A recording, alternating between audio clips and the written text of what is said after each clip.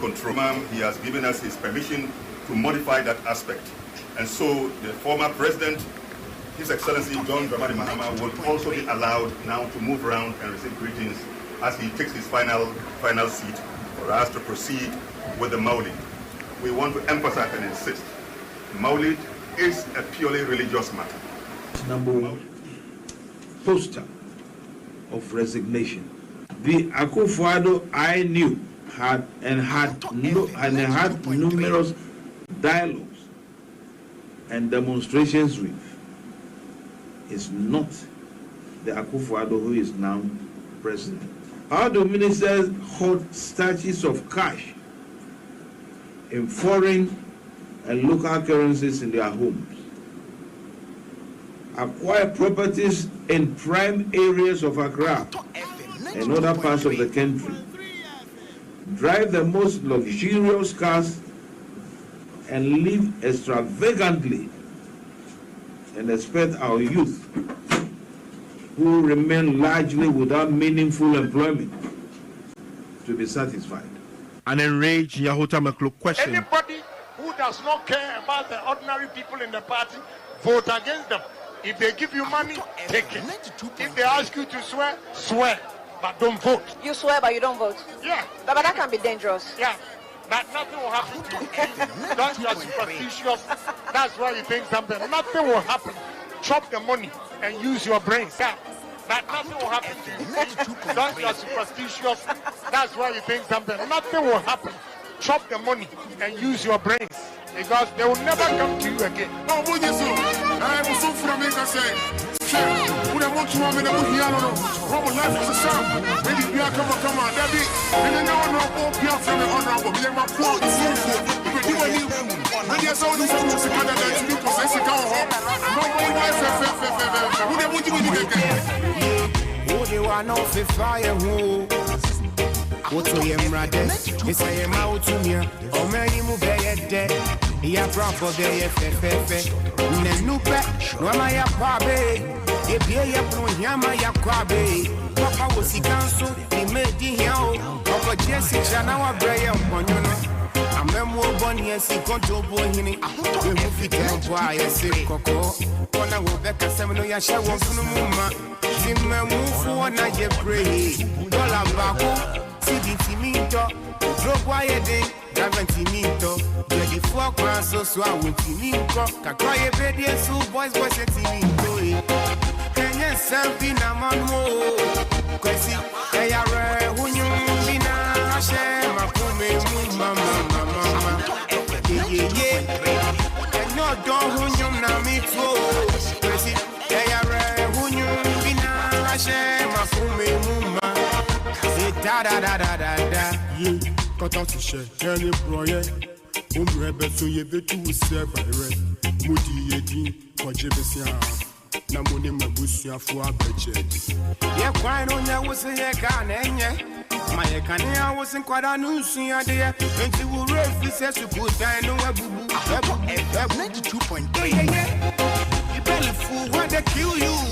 So corruption and dirty games. And more refuse, I'm reading. Yeah. No say what you swap for. And who you can be needing and now what's you for.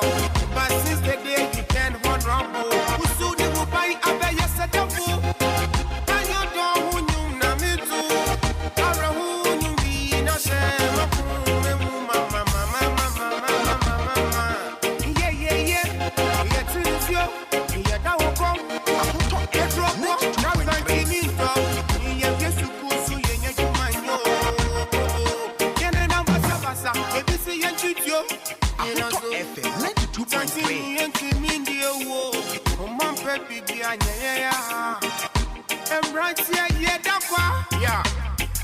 I beg down to slow down. But I knew she had there. When she will refuse to go down. Yeah. You belly fool when they kill you. So corruption and dirty games. And more refuse I'm reading Kafo. Yeah. No say what you swap for. And who you can be needing and now what's you for. But since the day you can't run rumble, who so they will buy a better set of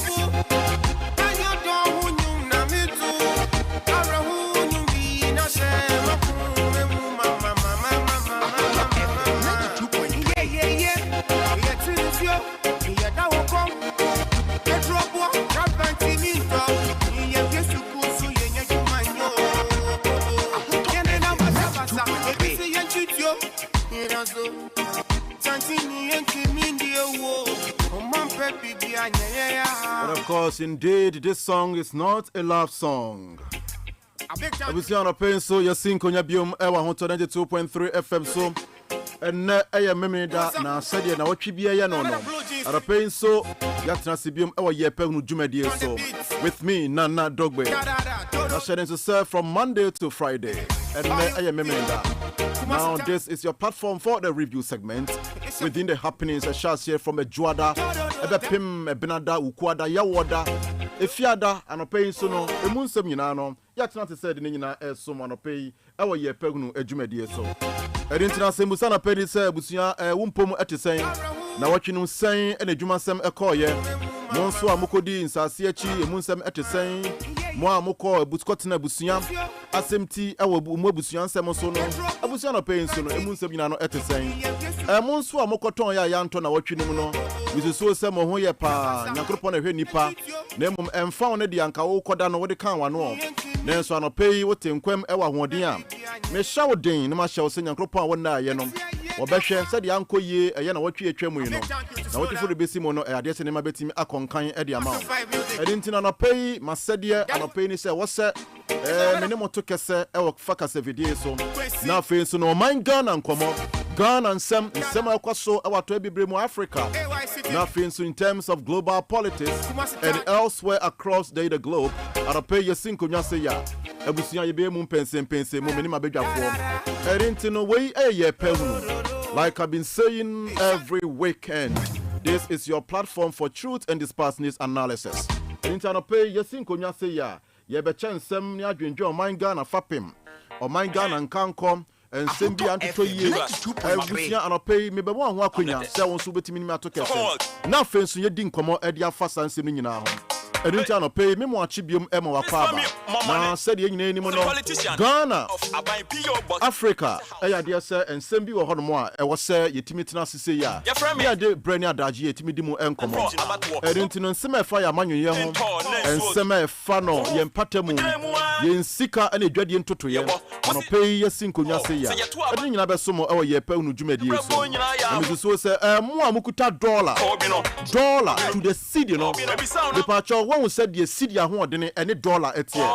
Monso na watching mu pound sterling. Edi ko pie mu diko diga. Eko tobeton ye no. Mrs. Suosa no pay. What na se obu nkunta. Na watching mu said the o mind to ye aircon. In the lives of the Ghana Statistical Service from penny form.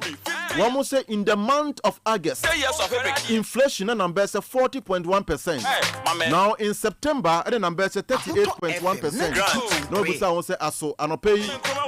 Abusian scale crown. O don't say show botomwa. Now we say abakoma ko pie mu e wodwomwa.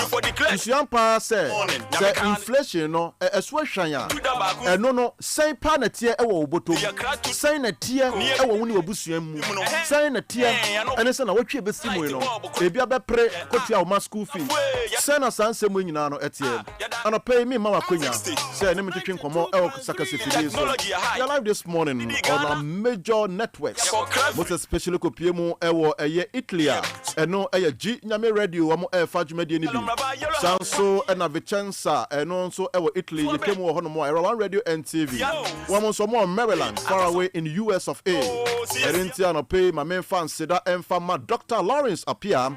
Wo eye Virginia. E wo USA abrochimemu. E mo nso amoti ani e wo Finland Doha Qatar. Any umpono Ghana this year, one more Israel and Palestine. And pay your shamodin. Yachamo say, O Memuni Nano, Yajina Mochi. Now, I'm watching McKinnon statement. If the Ghana High Commission are Omono Bakon Ewa Israel and Palestine. Now, one more H. Fearful, you know, say, Abotoyamo Emra. It's answer and found and Tokwaman Home so Ewa Palestine, Israel for Timo. Ghana for currently the Biomujana. One more Etienne, Emuya Papa. San and some was here. Now, Aden Timpo and Tokwa Ecoso between the Israelis and the Palestine for a DNA Ecoso. The Palestinians and the Israelis. And I say Israel for a DNA Ecoso. And I pay Munkomonina. Yes, me was seasoned a political historian for Fudiemwa. And I pay Yeba Beshan analysis. Yasha de Koba Yentia. Abaka Semono Santo Quino. A Huru Najua. na sama ne humre so edu anapa me mo ache ema wakwa now we are live this morning ewo banda ahinkro from Mali Coach Information Center wo mo efa dwumadi ni bi then on Ahunto TV on YouTube then on Ahunto FM official on Facebook anapa yedi ni nyina ede esumo mame fasida ema the production team led by Jonas Nanaya Opoku and Ebold and technically assisted by DJ Cross and friends on Alexander Mo in charge of our various social media handles. Now before that, my main fasida ma nana ama anoma na ono nada romani timi koti obra ene efutusem ene fa ye busuamu ye mpatamu ye adwumamu ene ye emra e say timi boy ye ho eban ene tino premo eto aprem to breka se bono ye de beso mo the between 12:45 to 1:45 and no aye wo he ni adwumadi we aye ga program na ye nim se aye se ohimia wono tiade so e won kramantem ha yes ga manye sebie so abrewa okwa aduntia na wie yi no betena so ni ahwe ye ntotoye ade ni free mu a eba mu komo nyina na no wie yi ni mu nsem no ye de beso aduntia na pay yatena sese ya abusua tewa so na dwumadi no ne di akire na afi ne beko eye nsem num enche ye be hye ye hu nkran enu achi ni nso no ye beko enkrata num na krata bedwaman so na watwi mu nso no ye di mu nsem no ye de arapei ye frame Nana Dogbe. Now in about some 5 minutes to come ye beko Ban Herbal Center for 10 minutes now ye kwa kwhwe ya pomuden ho ensem menya ka se be Ban Herbal Center na watwi bia no Dr. Ban was so no to kesem and with the operation 50 target audience no and I pay to the first 50 callers mo be free Ban Herbal Center no be part of package no so papa yes the first 50 callers mo be free Ban Herbal Center package no so papa now watch and so say ya dey say be hwem ya pomuden ho ensem mo amonya chese enfie ebro so kakra ekobe se enfie de wotwe adiokurum hodom obi won ma wonya ekokokonya nkwansia kobe se enfisha be edunim ni bepem ne se awo eba na ne hunam tutu ni sa no hu bebi on fanko anopay me kanfo Ban Herbal Center ma media ma enne anopay enachi ni so no yatena afia afi ne bedesu ko edia konsel abusua tewa so bidi media ni nyina echi anopay for adwen chefa 0541825106 0541825106 on Facebook. Like I said, Ahunto FM official.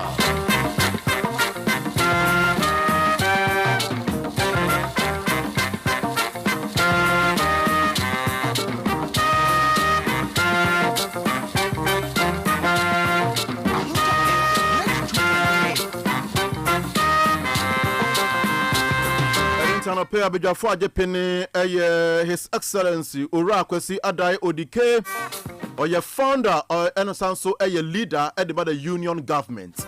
Yes, Ora Kwesi Adai Odike or your guest and pay or your founder leader at the union government.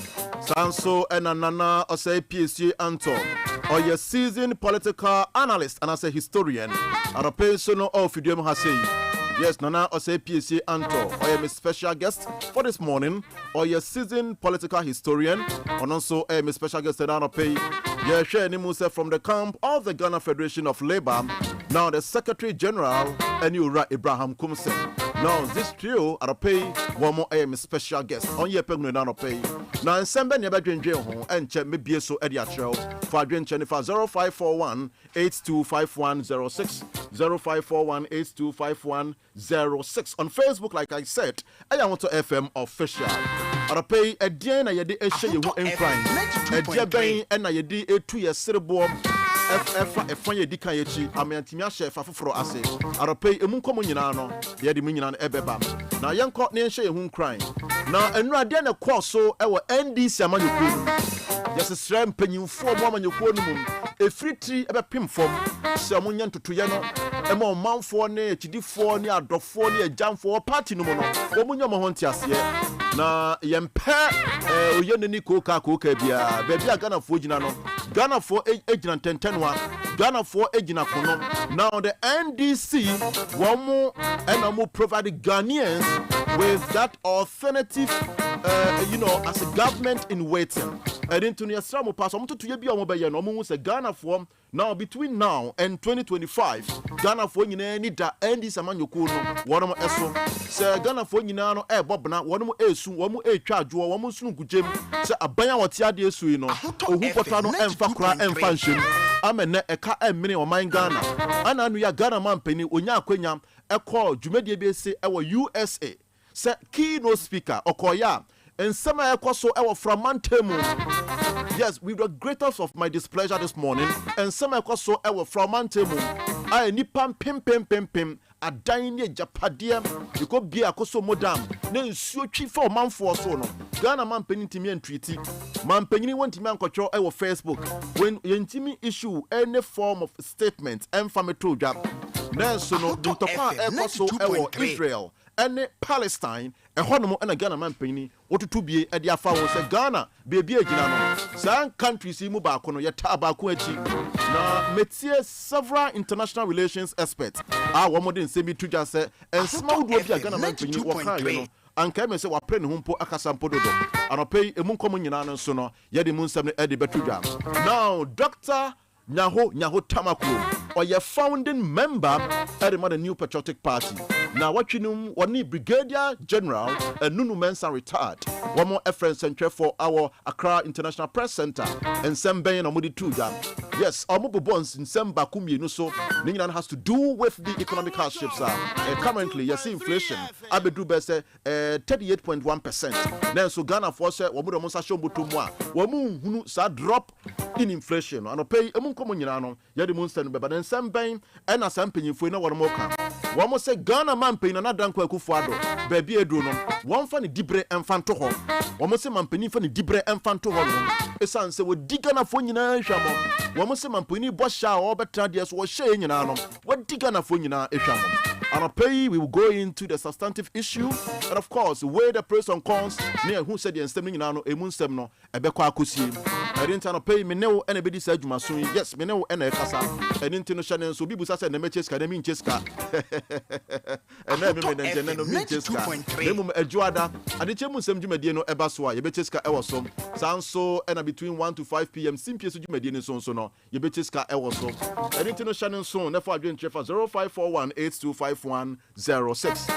Now, the end of the Eshe Hum crying and the Anope.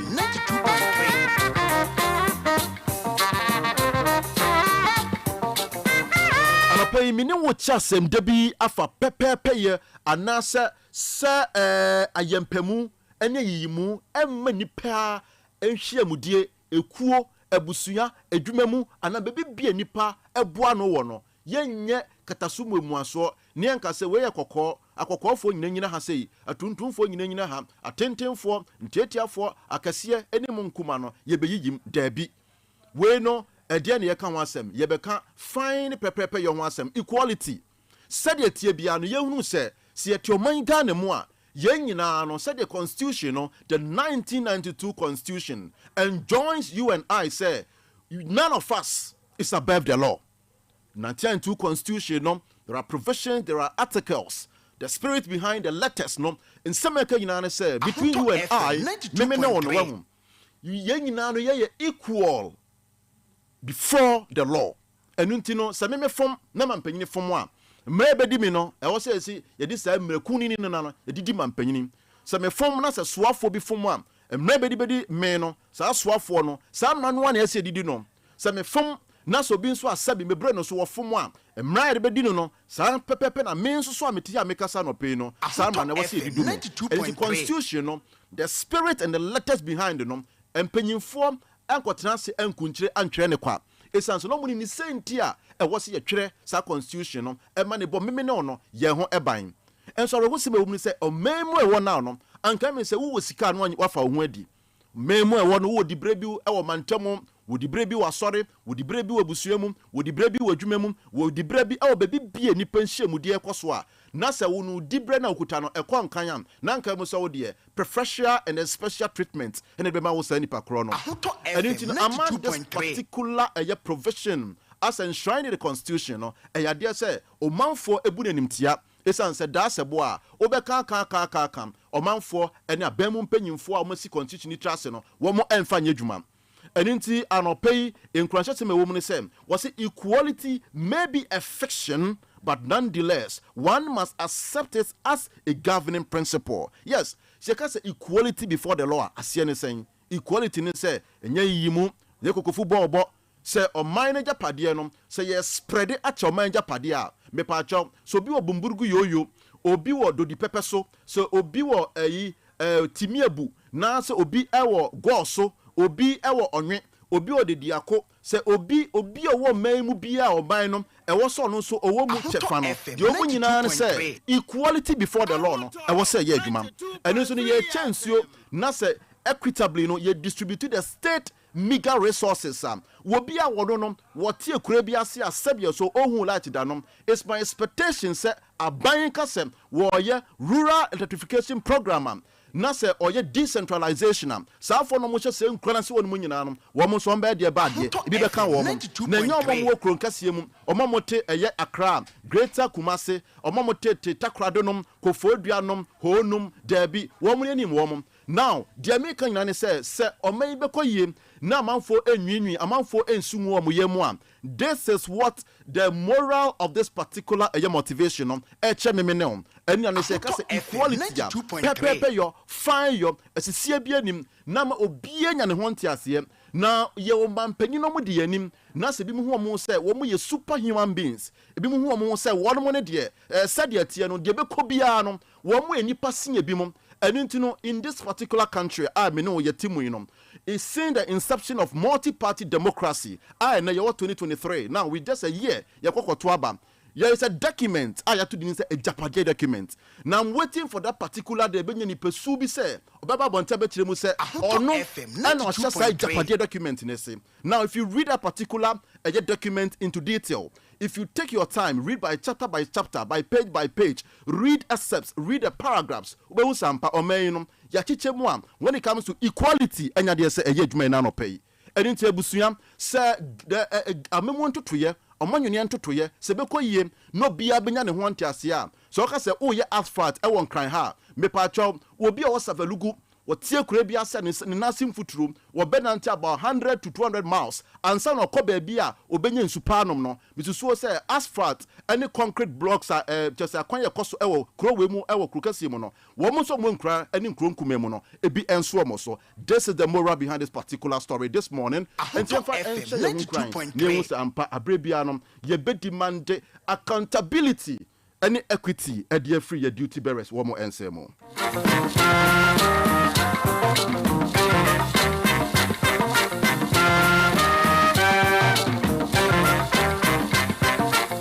In the next 10 minutes, a Bar Heba Center, Nasia Nyakopina, Sedek Abubakar, or your public relations officer at the Bar Heba Center, and pay Medin can still between now till December. Yes, target. Our Yepe Ahunu so Bar Heba Center no. Mr. Suwase obefri in the next 10 minutes no operation 50 audience. Ya target therefore mo amutie yen ye be senko potwetwen ase no Sedek bedin kan at the Bar Heba Center. Wo mo contact number dia todwa. Me pa to twere to ho no mom na wonya twere pe o how bia ekoso a atochim e woni padua mu no. Se wo frɛ Bar Heba Center. De obeka ne se mete wo Yepe Ahunu dwumadie so. Sedek na Dogbe Yepe Ahunu dwumadie so ewa hoto 92.3 FM so meme na no pay ya sisia na me fa number no e na me se me frɛ o hawo ni chimato bi sei e na o mini pedua mu e bia wo de ne ye accident a wonya ya che wo de na kwakoya wo ho nsem akoye kasemu nsem akoye ntini mu nsem akoye ade bia ba wo di hu dwabɔ ho dawro na mu ba ko pɛ e na mo so wono mo den wo mo enye enu mu Sedek e de ho nsem e beba Sedek anopɛ me mo ache yeja na ko wen right na ko pon e dia do me na we de fa number ni tum answer your concern. Okay, yo number na is 0244 988 004 004 0244 988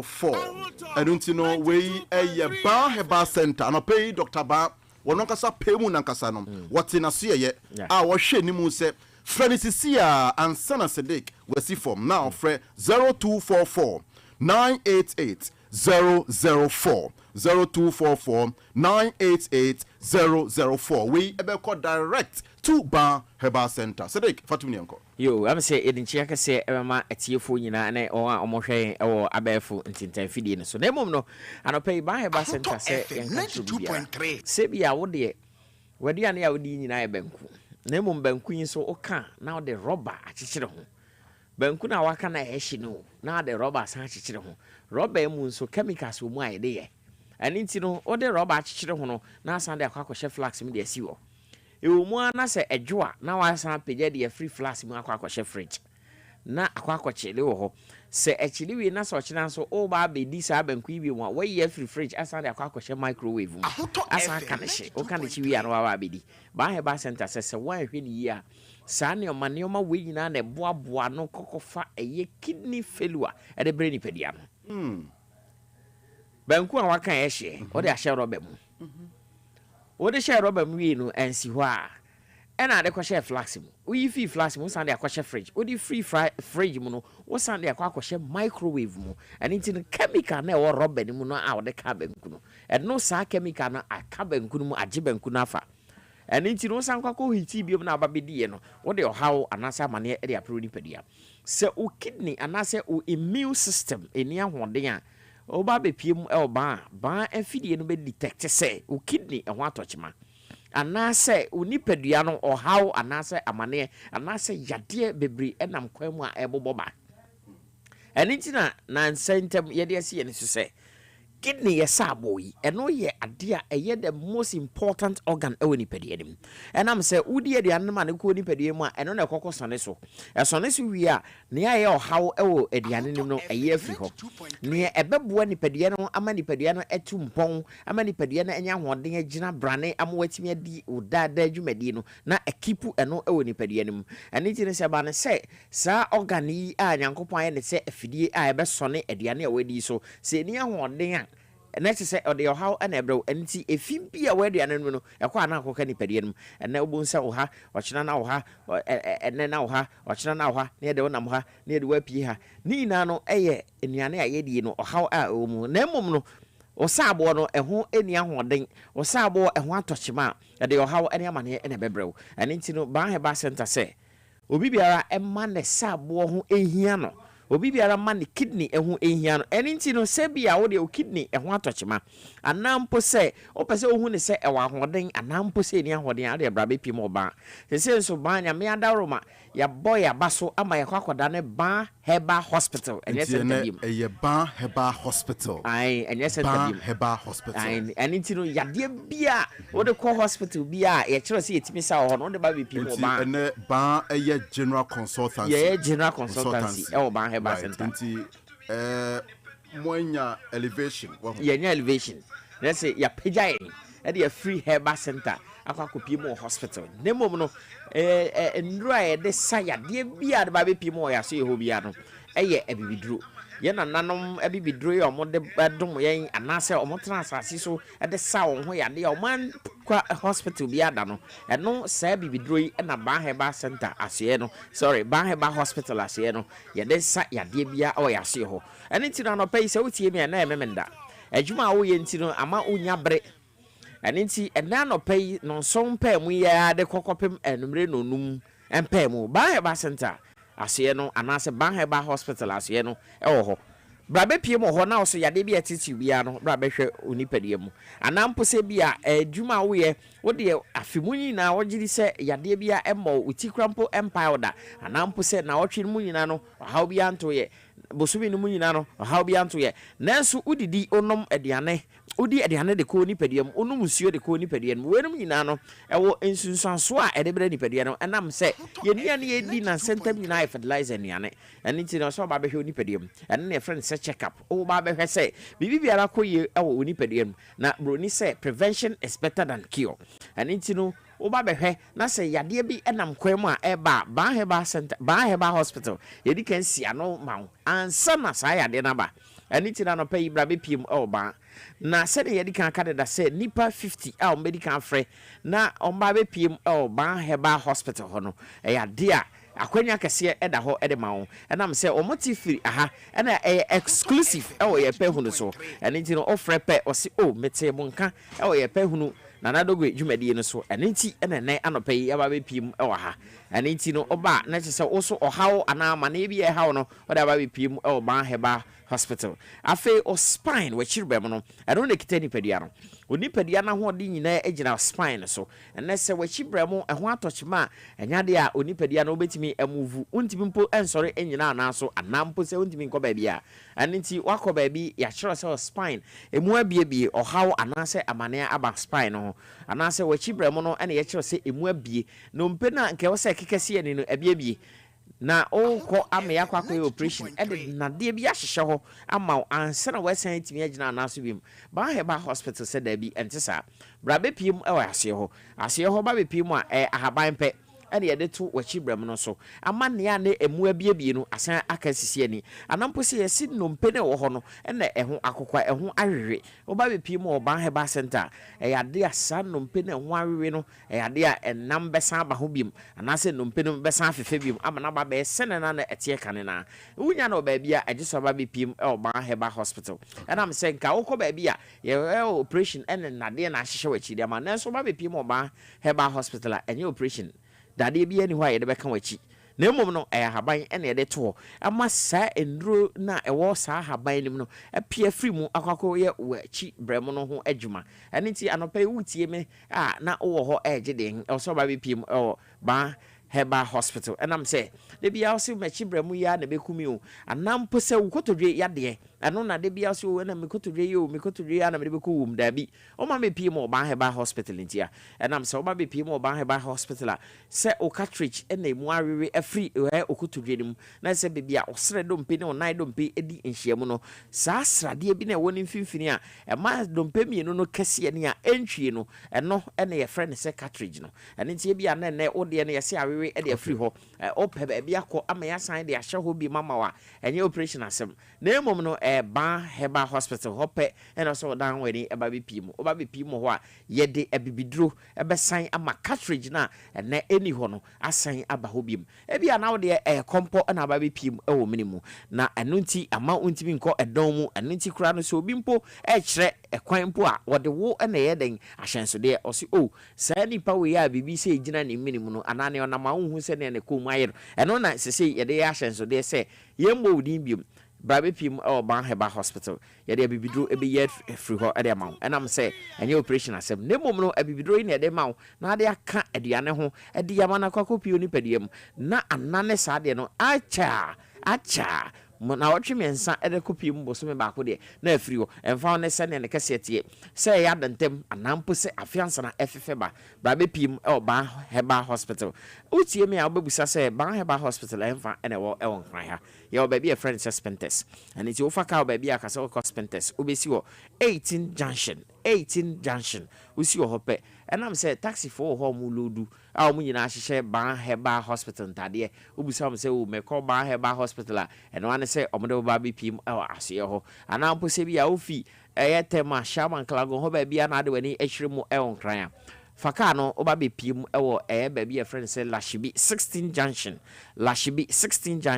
usi 16 junction so per faka no so straight na edo ba be pim ba bia friend say Baos Hotel ofi Baos Hotel abun say next junction na ho no o de oba wanim kakra bun say ba heba hospital signboard kakra ni siwa Dr. Bana kasa eda so no amana afase edo ba be pim ba heba hospital ase ho se bia ne open massage na ye massage no so ye omuminu ye wona ye de yensa ye na ye wona ye de afidie na ye ene ye physiotherapy massage no eno nti ba be da afidie so na bia enuane a wadie abankwa kopio ni pedium srade wom na srade na kwa kosisi untini no mu kwan ene nti no ba beda sa afidie so a enankasa beden ebe massage ni pedium na ne srade na asisi wo entini no mu kwan na ama moja no entimi ndi afrusa ne ye enko ba bia o se ko no ene watimi ade wo ho ede afrusa de no anampo se bia wote wo kakra bu se onan ayetitiri anase oso ade mu che kakra na onsa ayetitiri we no nyina kyerɛ se poor blood circulation na mom no na se stroke ade ene ebo kokono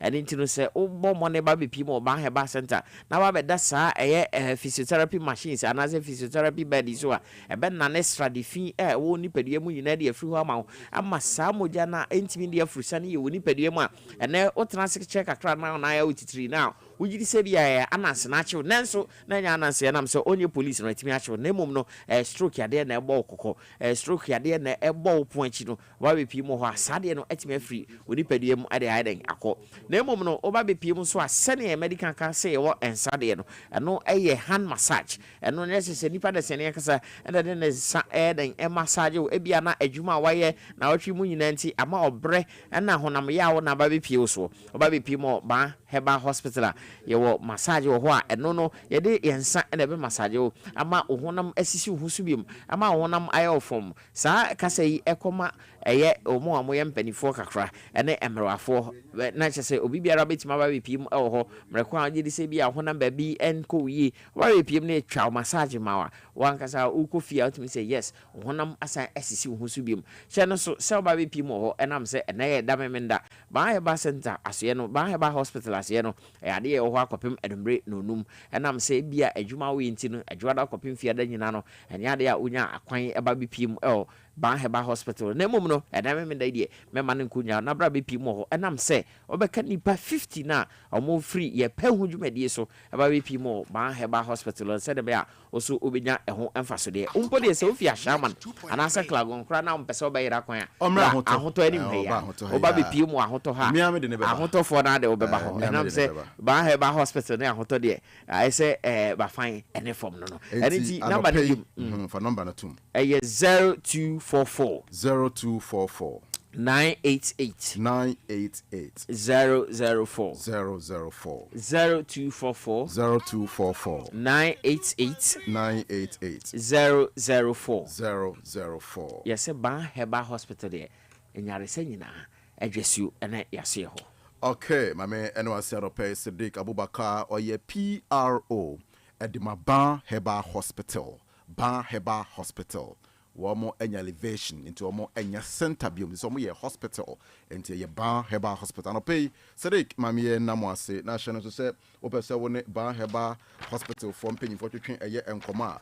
Ebusia no pay wamo so omo hwe ni mu the first 50 callers and to just be among the first 50 callers. Now Ban Heba Hospital was special package at the mouth Safwe now for 0244 988 004 0244 988 004 0244 988 004 ofre Ban Heba Hospital wo se otu omonka ewo Yepe Ahunu dwumadie so enemme meneda ana mene Sidik Abubakar twetwe nkomo me ye frame na Dogbe ono e de Sidik Abubakar enti Dr. Bana kasa pemo no e na offer more course ene ne wo mo Emma general consultancy ana mo ye general consultation enti wo frɛ 0244 988 004 Ban Heba Center ose wo ba onsamfa oyarewa ensen wichi emfa nko bia wo de free ebaye sanse wono pe enane no o manfo dodo no a ekoho no nti o maso ye no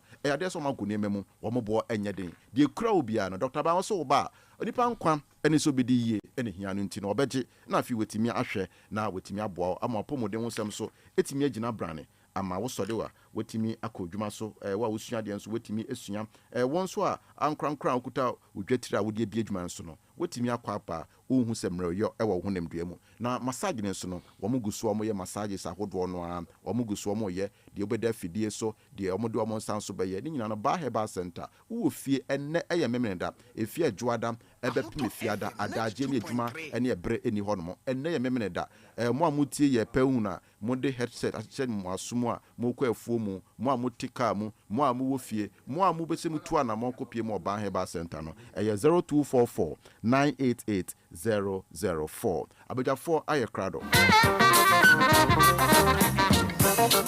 Medin kind ya tuja se nana osai PC anto oye seasoned political historian arapei ewo fiduem hase sanso eno ra kwesi adai odike oye Linda osanso eye founder edema the union government oye leader founder edema the union government ye hwe ni mu se ore Abraham Kumsen wononso eye secretary general edema the Ghana Federation of Labour eba enche wanonso ebeba. Now yenhwe efri adwada people's no front page comments any major captions no emunsem etesen we na poso now.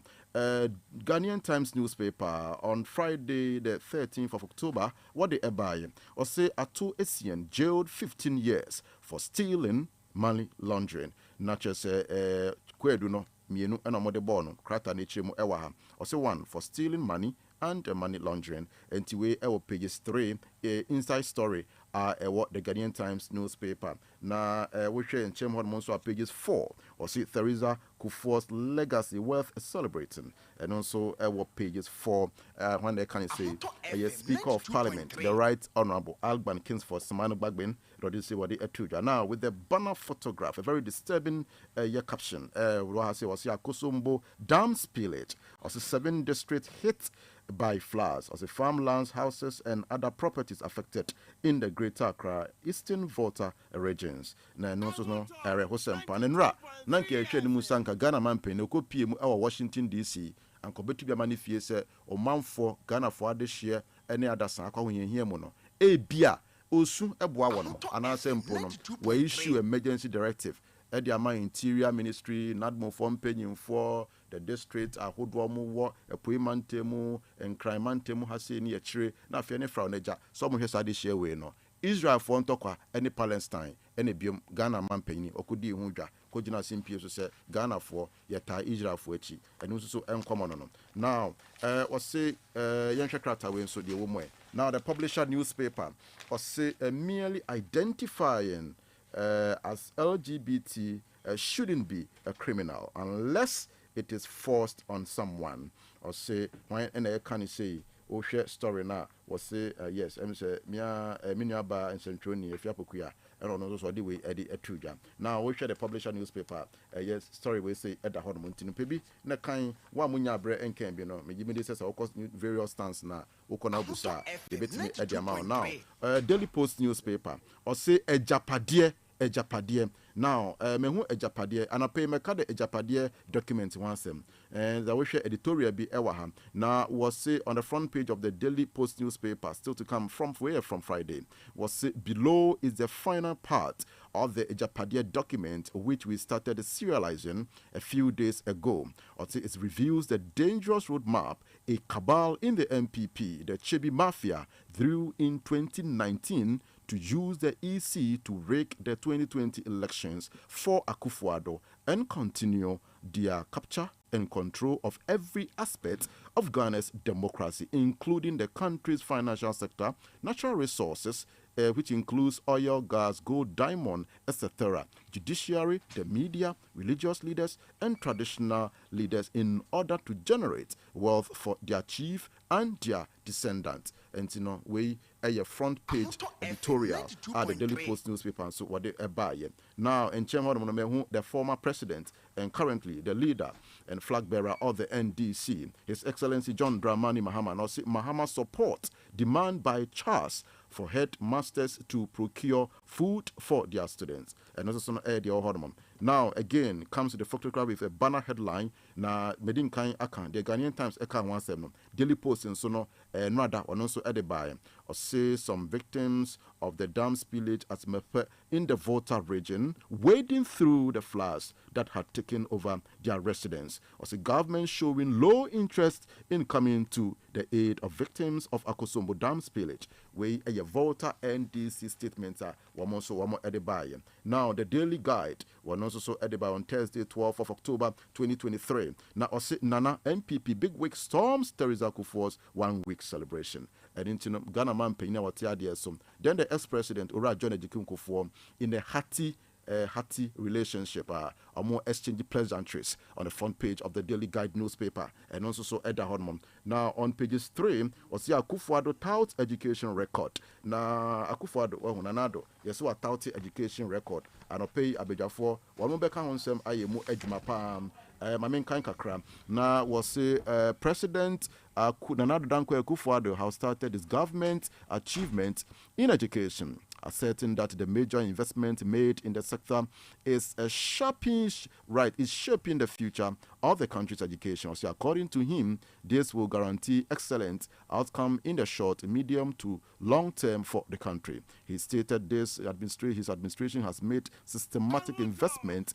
in the industry for the past years and 10 months since taking office, and evidence and beneficiaries affected by these efforts are already visible to all. Also, the president made these remarks at the opening ceremony of the 61st annual conference of heads of assisted secondary schools, CHAS, in Accra. And also, common Mananado. What's your buy and a woman's young sem with Timia Buapa, Amene, Shediana, and this for Jahon Mokoyana. One on a buyer, and Yema Etimi, Akoye Pam, Mobia, Airbo, Abain Abasum. Now, Daily Graphic on Tuesday, October 10th, was achieving economic stability, efficient tax utilization key. When and can say Professor Godfred Boppin, the graphic business Twitter Spaces dialogue, and what can he say? Now, the story is by Kester Aburam Eyakuranchi, was an economist and professor of finance at the University of Ghana. Professor Godfred Boppin warned the government to strike a fine balance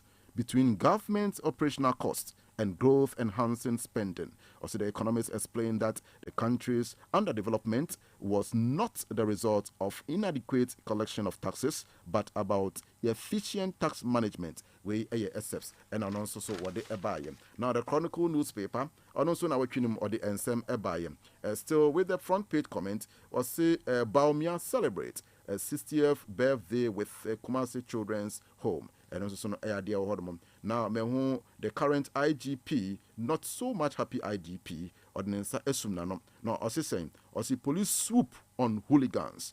Also 16 arrested following complaints lodged by the by Mole. Also media commission, Primpact, GJA condemn attack. Their cause so despite media and a criteria so what they NSM at the buy. But when for Kojo upon Kroma, the information minister, and also Krakasemo or Hodoma, what didn't say we edit to them. Now at the topmost corner on the front page of the Chronicle newspaper on Monday 9th of October was say Dogbe Afede advises Ghanaians to always consider national interest and on also what they buy.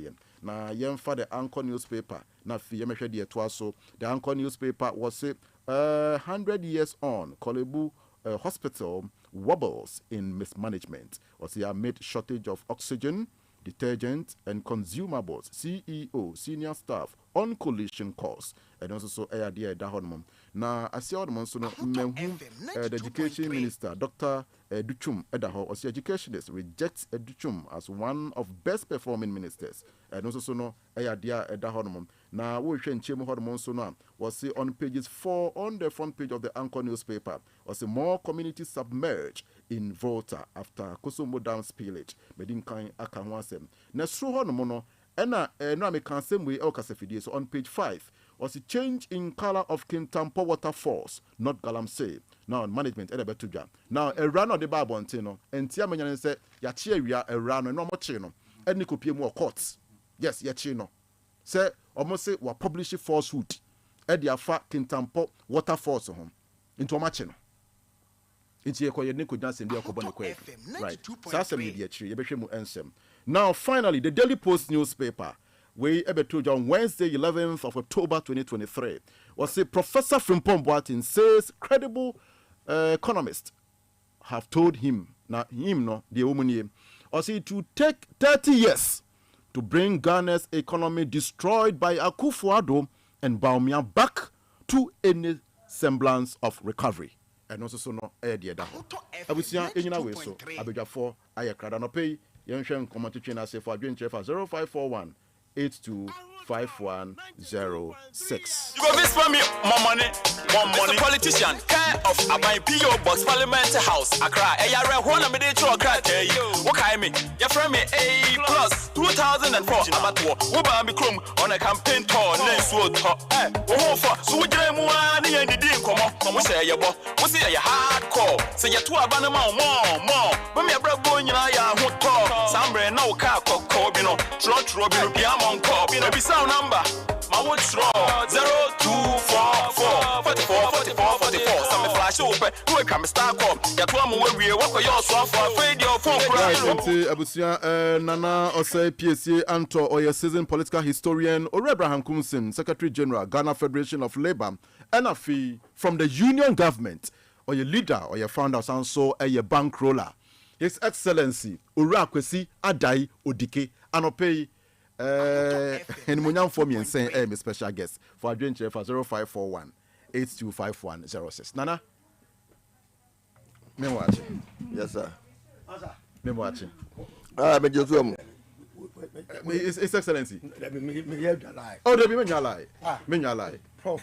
Oh, me ba you me ba yeah, that's your India the 60. One year car, Malaysia 50 technology high. And to my Yadi Ghana at 50 cry, Yako crab free China. Market to Abele Kuma Quine, Suecia, see a dear birthday. I like Jesus Lomaba Yellow House Quine, so yes, dear. Unim Bibi, Ghana for Numbi a very patriotic song. Ghana for Numbi Akasa. Now Ghanaians will never cease to amaze, even in the midst of harsh economic realities. Ghana for Akasa. Now Omecha Nyumbi, na sa nyum no. Already His Excellency was in my mind na jumedi in Japan. 92.3. Eti we dey need dem way by popular request. If His Excellency Urakwesi Adai Odike was say the kan enkoma Dr. Alhaji Mahmoud Baumia. Was man paying the we ni dibre. Na the chi beja ken Japan Baumia. Alan de wate de ho butterfly franto oko enti mo a on November 4th mbesi akan ni nyina no NPP amanyokuo ni nyina mukuo onkese nkanka ne achima afafo ni nyina no wo mo kyereye omo ye signatory to a japade document no anwumwe enkoma wo mo unsu tie bi eno echi me ba abadwafo yesi nkonya ye be consem ne so ye frame Nana Dogbe just about some 7 minutes to 9 a.m.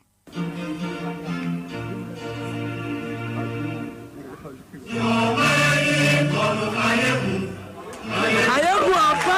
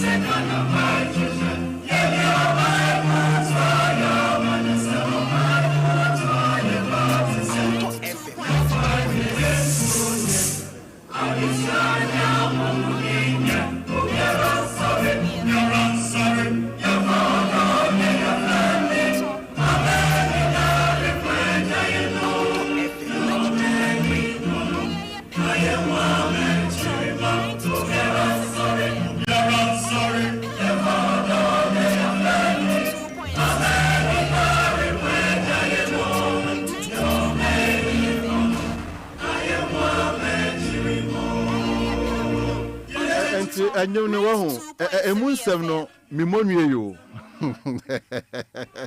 Now Oko Ahunto TV on YouTube. Yes, with our YouTube channel no. Me the video need the atoso. And said the what here in Shambo Air Kosuno. Log on to Ahunto TV on YouTube this morning and let's show you so. Already ke. Na me wo afi ho ato. Me na mzakum say what the worker. What's me forward man. What about you mo ya? Wonsu. We su kra. Su asem. What you say? Baby aga na agree. Echiri ma mo ni da so we. Kwefo onyame nhiramo. Enwom no se wa ya badwem ba bia we are well meaning Ghanaian. Enwom o se tachew. Na ne ya odwene Ghana ho. Eni mabunu. Eni nchiri ma ho. Dan one kasa parochial interest. Ahunto FM 92.3. Baby ameko bia no. Mesre station say omumo na nyumo enwura Ghana fo adwum na yenti baby ayaduro na ase ene adwensakra wo se nya na de mpanimfo ya enchirima amamuo bone no eya amoma na yehu amaye no o se ye nyina yadwene ho. Okay. Mame was enti ora kwesi odike by popular request and I'll say nyumo yembo emfama Ghana fo a modo man Ghana fo a mompa yempemu Ghana fo a mono mompesisie Ghana fo a mo wa yemuye ede ma oman asase atisu Ghana fo a munye du free panyina no also sa nyumo we say no enkoma mo right yemfa se da emfama ne papa so way is in line with the ideology and the vision so obenya sa all inclusive governance structure or build the union government into ora kwesi adodike yebeda wase wo ho nana. Hello. Do you side with ora odike? Oh, say ne anamo de wutua enti na depending for 92.3 cause we say the wutwa sa nim se na kirachia enti no se wa tie amafo se wa kirachia na we afodin se since na we de obekwa saa ne beba enti ona de nyobi na wakira kwada nyame obi so enumaduro ema ya efo tri nyina de animo a ye Ghana fo de timi bu nkompo hwe achi hu se ifiri hine ya beduru sei na uko fripom what professor was say edani beduru ha enti em se enya de a nwanwa pi na mom ahweye ene o maho dopa o si enya excuse me na yetimi echichiro man se di na ho beto na ne 92.3. Okay, mame enwase nana osai PSC anto oye seasoned political historian sanso I mean well known and prolific writer you be our chopper papa and into looking kind articles in the ultimate ampa yakasa monfo enimudia one mon kasa or papa or Abraham Kunsin secretary general at the Ghana Federation of Labor eja anapei memwachi ema wakwaba yo just na na mpom te say you are the room we misa we said his excellency ediabe tumu one no so o ya adwene 500%. Hey, because this is no you do no you do no here 92.3 omaina no there we come together because ekofuno you are holding no we my name manamfo Dr. B here during the week na osi abodam no ye wom categories bi o ha na mana ashasi o mention medical terms 2.3 mamu fan wo mi say yo abodam kan wo 92.3 abodam kan obi o ha wa abodam but na dwene wo ho odi wiade na tede odi ye nyoma o benefit no but wo hu na obakase bia bodam ni ne wo ho so a mo de no tede abodam nti ono say ka abakura mpona officer he can even stop it nti no kwa the car kon me car no ekunu but oyin mo de no abodam kan they know what they are doing but all the same no abodam nti na all they very careful and NDC shouldn't think say won kutini won entukwa they should bring all parties together to deal with these people because the way I will behave, you know. See, I'm here. they will destroy this. They don't even care if there is coup d'etat. They don't care because they have made it. Well, and coup too is not what we want now. Mm-hmm. We don't want coup. But they want it. That's why they are behaving the way they are behaving. And sir, about the American, we have to make sure say we deal with it, and it must be a collective effort. And this shouldn't think say they can win this battle alone. No, it's not possible. It's not possible. It's not possible. Because partially mad. This is me. Okay, mame, and I say, Ora Abraham Kumsen, Afi Mimra, Orodike, your initial remarks, and Sana Afi Yabansem. Now, watching him, dear, na wohunu or menum, Nsembe, and Ekoso, dear, was on to tear before we come to the substantive issue. Ghana, ye said, you know, a canon. A dear bet Chimbiarano, and your man could you see. Apart from the economy, we must say on education, friend say environment, until we must say no. I dear friend good governance. A key, and the driving force of every country's economic gains. So could be able to any more good governance, and a more because you the driving force of every sectorial. A friend saying of a nation, but a kufado, wama good governance, a fiase. Look, South Africa no more apartheid muno. They had good economic environment, and so now for CMP. South Africa, a G20, but I remember one name called Yenintino. Now, people are talking about the economy. The economic, yes, is one aspect, but the leadership structure, that is the government organizational behavior. 92.3. And the key to build, what do we call it? Investors' confidence. To make people feel a sense of belongingness, to make people become patriotic. So Ubu man say ya, Akufo-Addo ne mafia for no, detach the entire nation from the governance structure. They gonna be na mo wo nim dio wo die yo wo se wo mi hian. For him, the other trust and go rusty. Until Bia, I dare me yapa wiki ma Michel de Musu, the spinach of Akosombo. Ka President Bia was yes civilized. Don't mind my choice of words, many ambre. No, you are right. I can't call you in your crowd. Sometimes, above from war. A word stage crana said, back. Not a single statement. I could follow that saying respect Ghanaians. Ghana for my sword, Mr. Papa, and you can say your prima neutrality, the rest of the 10-1. FM 92.3. Princess, Queen Elizabeth, we are not or control book. Foreign, you be a baby, what did I use statement? I dear Fagana form. Now Papa will behave like an ostrich. Yet, ya didn't swa, Nanago, ya didn't swam, says a pro so. Nanago a pro so. We need popular revolt. A deliberate demonstration. You never trans say, Papa for Conan to young Kodma, Yamaka to young Bibia. This is where Ghana baby a Bruno. So we are back about Ghana. I could afford 1 year now. Can you say many because this guy is telling us, say, Bema Biani Kuma. And say, we end this in no team and no pay.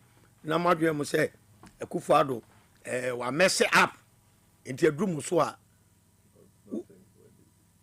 unu no ho na osre because papa na dwene kuta no it will shock you say Ghana nyina be hye no watoa wama se baomia establishment na to so a obeye nipa nkono ewu ye de na sie and they are poised to retain power to cover their deeds their evil deeds oh my no eti said ya Mr. Kumsin kan no enya say the iron the Ghana for what do we call it Akufo-Addo mess up eti automatic say this baba power why would you musa no I'm telling you say you are building a castle in the air. It's so easy at all. If you look at the Rawlings poster, Ebra you will be journalist Busano. When are you going to hand power to the civil authority to whom?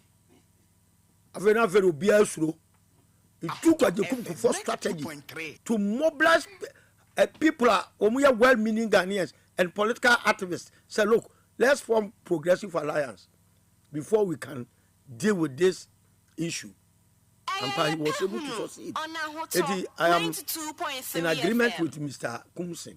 Say, a corner there, a national issue and not partisan IBM. Okay, Mame, I know I say, Ore Abraham Kumsin. Na Ghana man paying subo for your man for her air court ne sopa. Now, Ghana is in firm support for Israel, UK. Now, Koba say Ukraine for any Russia for Ghana man paying bekasaye. And then no Palestine, na Palestinians, only Israel for that so. Ghana man paying ko United Kingdom, or US, Washington DC. Was here and Ghana is in firm support for Israel and Ukraine. Ana PSC. Yo me dase amne akonya de man mechie tiefo. Machia empenipo yedo mochia. Pe yo kofa bai Dr. Fusiampopo. Yeah, yenya kwa yenye be kire adwen. Amanyo esem tibe manache. Bi obi a mechia no. Yanda ye kasa the mestre and say oh my Ghana ya na ye pray go coast asakwa da okaba okosoba ye free mali do ha beduri no fato ho ene nchechiremu pa eba me mpuntu a ne enkoso ade ani mu no yetimi di aye no ya na hia pa atie His Excellency Odike and industrialist. Could be Kumsin. Well, Metin Ghana is about unionist. Metin Ghana is about if you set a man near to 407 flats. Obia would di Amanyo Semechi Nasa Tambiano. Baby Ojina. Any direction, maybe a corner. Let us one once, sir. Okay. And he come in Kruma or bought Ghana. Take Yasino. Oh, sir. Nanko call Russia, no Tatawana, you see, polar world, communism, democracy, capitalism. No.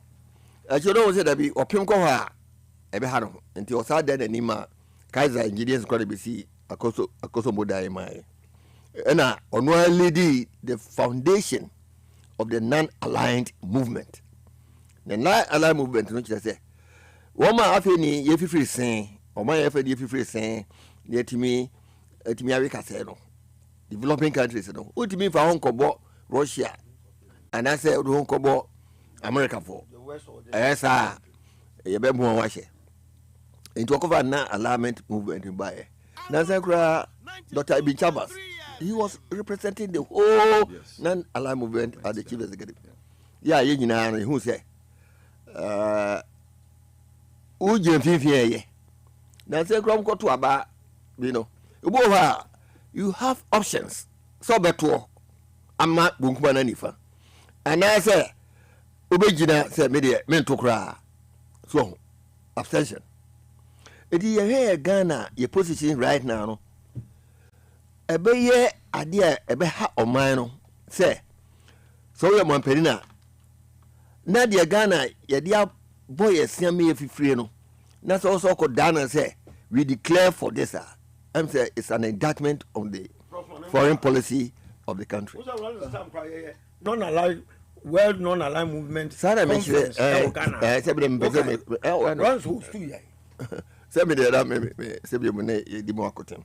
but I'm just tracing from Nkrumah's position.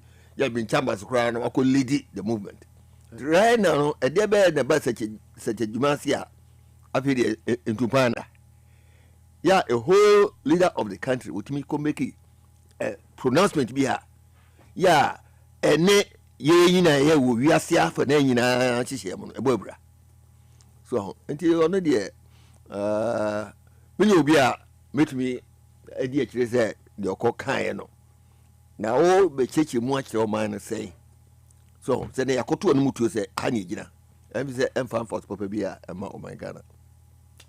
Okay, Nana, Boyaha, yes, Yadie. Now, young share the objectives of Ghana's foreign policy. Nafi, se bibi on Modebeka Wananka, Yetimenia Yahontiasia. With the Foreign Affairs and Regional Integration Ministry, one more say Ghana's foreign policy objectives continue to be directed towards the promotion and protection of the interests of Ghana, establishment of a just and equitable international economic policy and social order.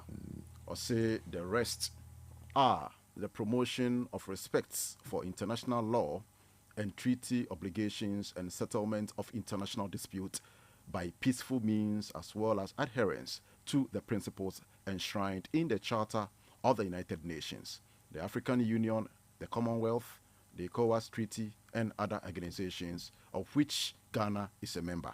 It is a banner saying in solidarity, Ghana is solidarizing with the likes of, let's say, Ukraine, and currently they are also a war within the Arab bloc. Israel for more and for so many. Now, say, what the Okinka she said, Ghana, Yako Jirafa.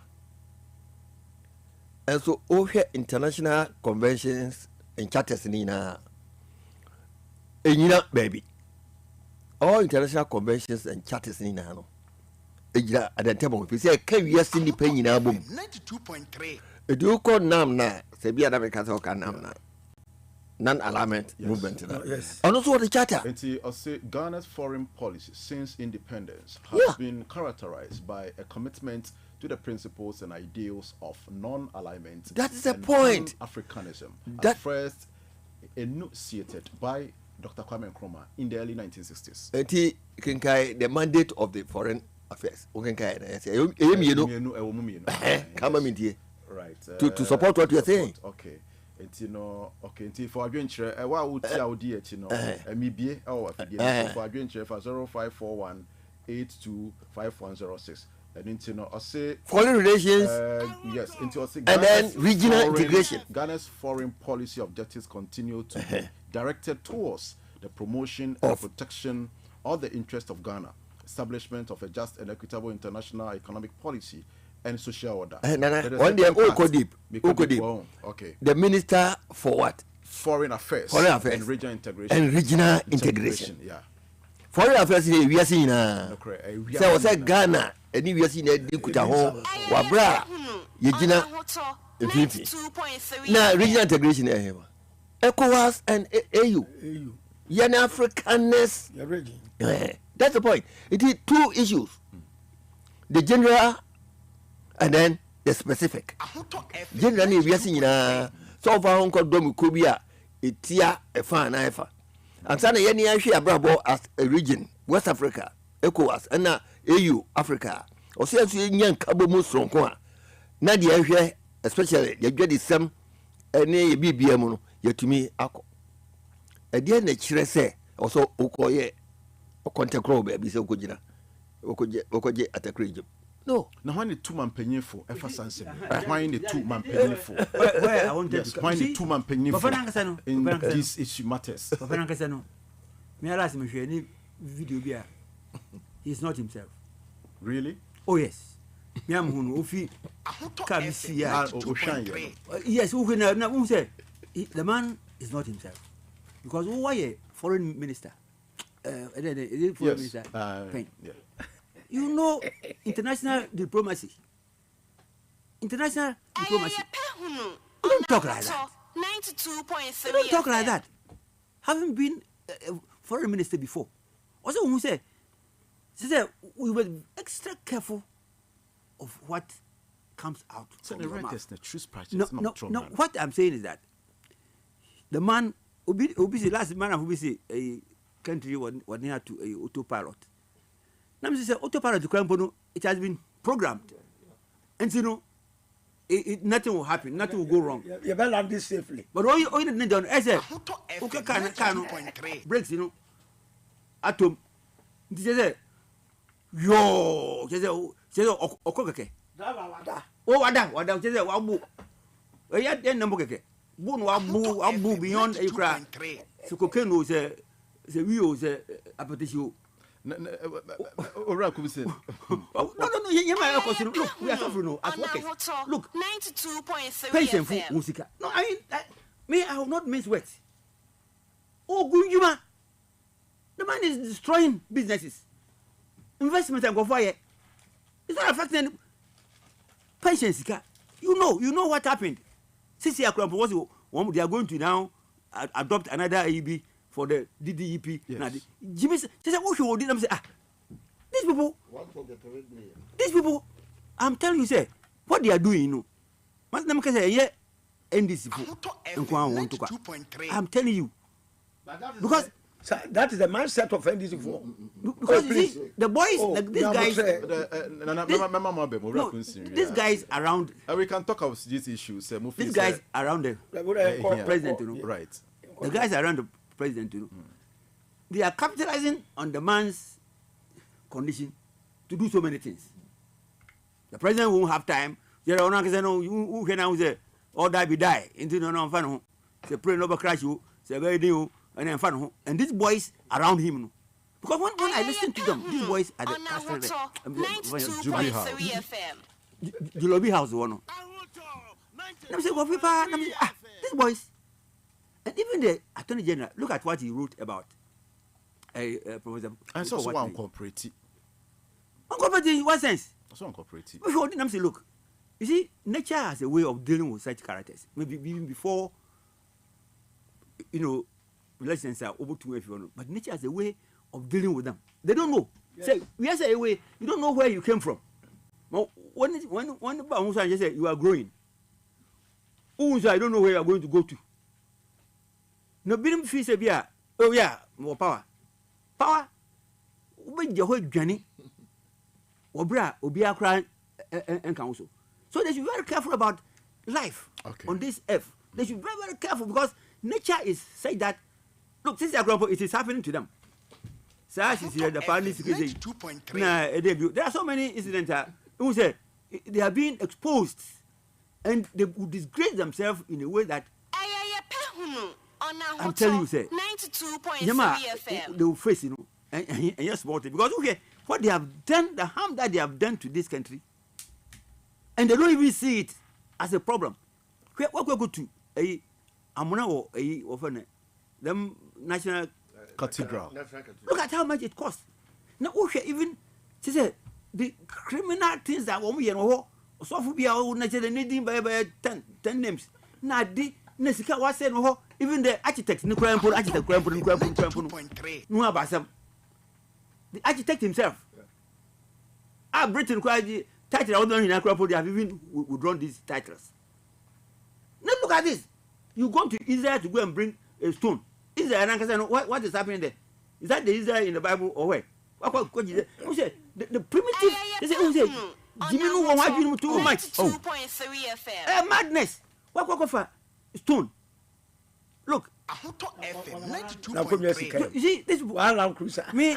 I'll talk. I'll speak my mind. You see, I remember 2020. This program, neat of frame. On Nahoto 92.3 FM. We are now. I could be framing. because of my true 92.3 color you know me fa ko ni di Muhammad you nduru say you know let's okay right let's continue mame no aso ho nana na was ana wawie me fa already ke koso you see Ghana non-aligned. Okay. I don't see any sense. Nana Chichrim. Nam. The Kajari John Roy's time. The World Summit. We are near Nam Conference. Okay. Eba Accra International Conference Center. Emma all the non-aligned movement countries in our participate here. You see, the Nakufaru person or Yebibima the Obiano so a puppet of the West. Everybody is aware. But what do you mean for Ghana? You senior bino and exchange for your parochial interest. What does someone say? Uncle Jay is a fuchi. Wabra Ghana in Nano, ye non alike, said a prof kind. Ye Vivi Sabe New Year seen a better chance from dream. Because we don't have the kind of muscles are. Ebema yene yet message na say we are going sorrow. Yeni sage na yen sa ahode no. Eti always ye jam finfin. Asum yeru na nyem tokwa. Eti ye grass ne de. Yes ye mpese be sofa. Eti ye jam finfin. Oko America conference baako. Put in the Wagner for Begu, Burkina Faso, and we mu threaten. Look. Say me ku for the opeso kan to ko bi be kan. Hey. Oh yes. True. Because Palestinians ya ko kan wo Hamas for wo nya is sa. Hamas wo nya is red wo nya is anansia. So what did you say enemy to Hamas? Hamas some ka some say Ghana you 2 minutes. Na ohiani wa bia wotre ba bia wo dwene no. Na wo du fru penti wo ko kan be kan. FM 92.3. Nanado said ya Mr. Kumsinka no. He doesn't deserve to continue to sit where he is sitting as number one gentleman of this country. We lose touch to the realities on the ground. Nanado only be betmaye and someone come for Domama will say Domama is not in charge. He is only there as president because of the juicy aspect of the presidency. As someone come for the opposition catch Domama. Say Domama ntimi nyet man. Na dodo dia our presidency no and they keep no. And they look at Akufo-Addo. Masa Nanado, ye ka se ye ka na sema de beti economy wase no says ye ne other countries ye ntem no or say no wase education wase environment wase economy good governance everything wase private sector and ukoyi ne matema about 28 items of taxes. And I'll show people no idea from yade ekoyi niema no obewe so na 28 different items of taxes and tema abo aye hwe na you can say political power. Yeah. Political power, it is allocation of the people resources and money.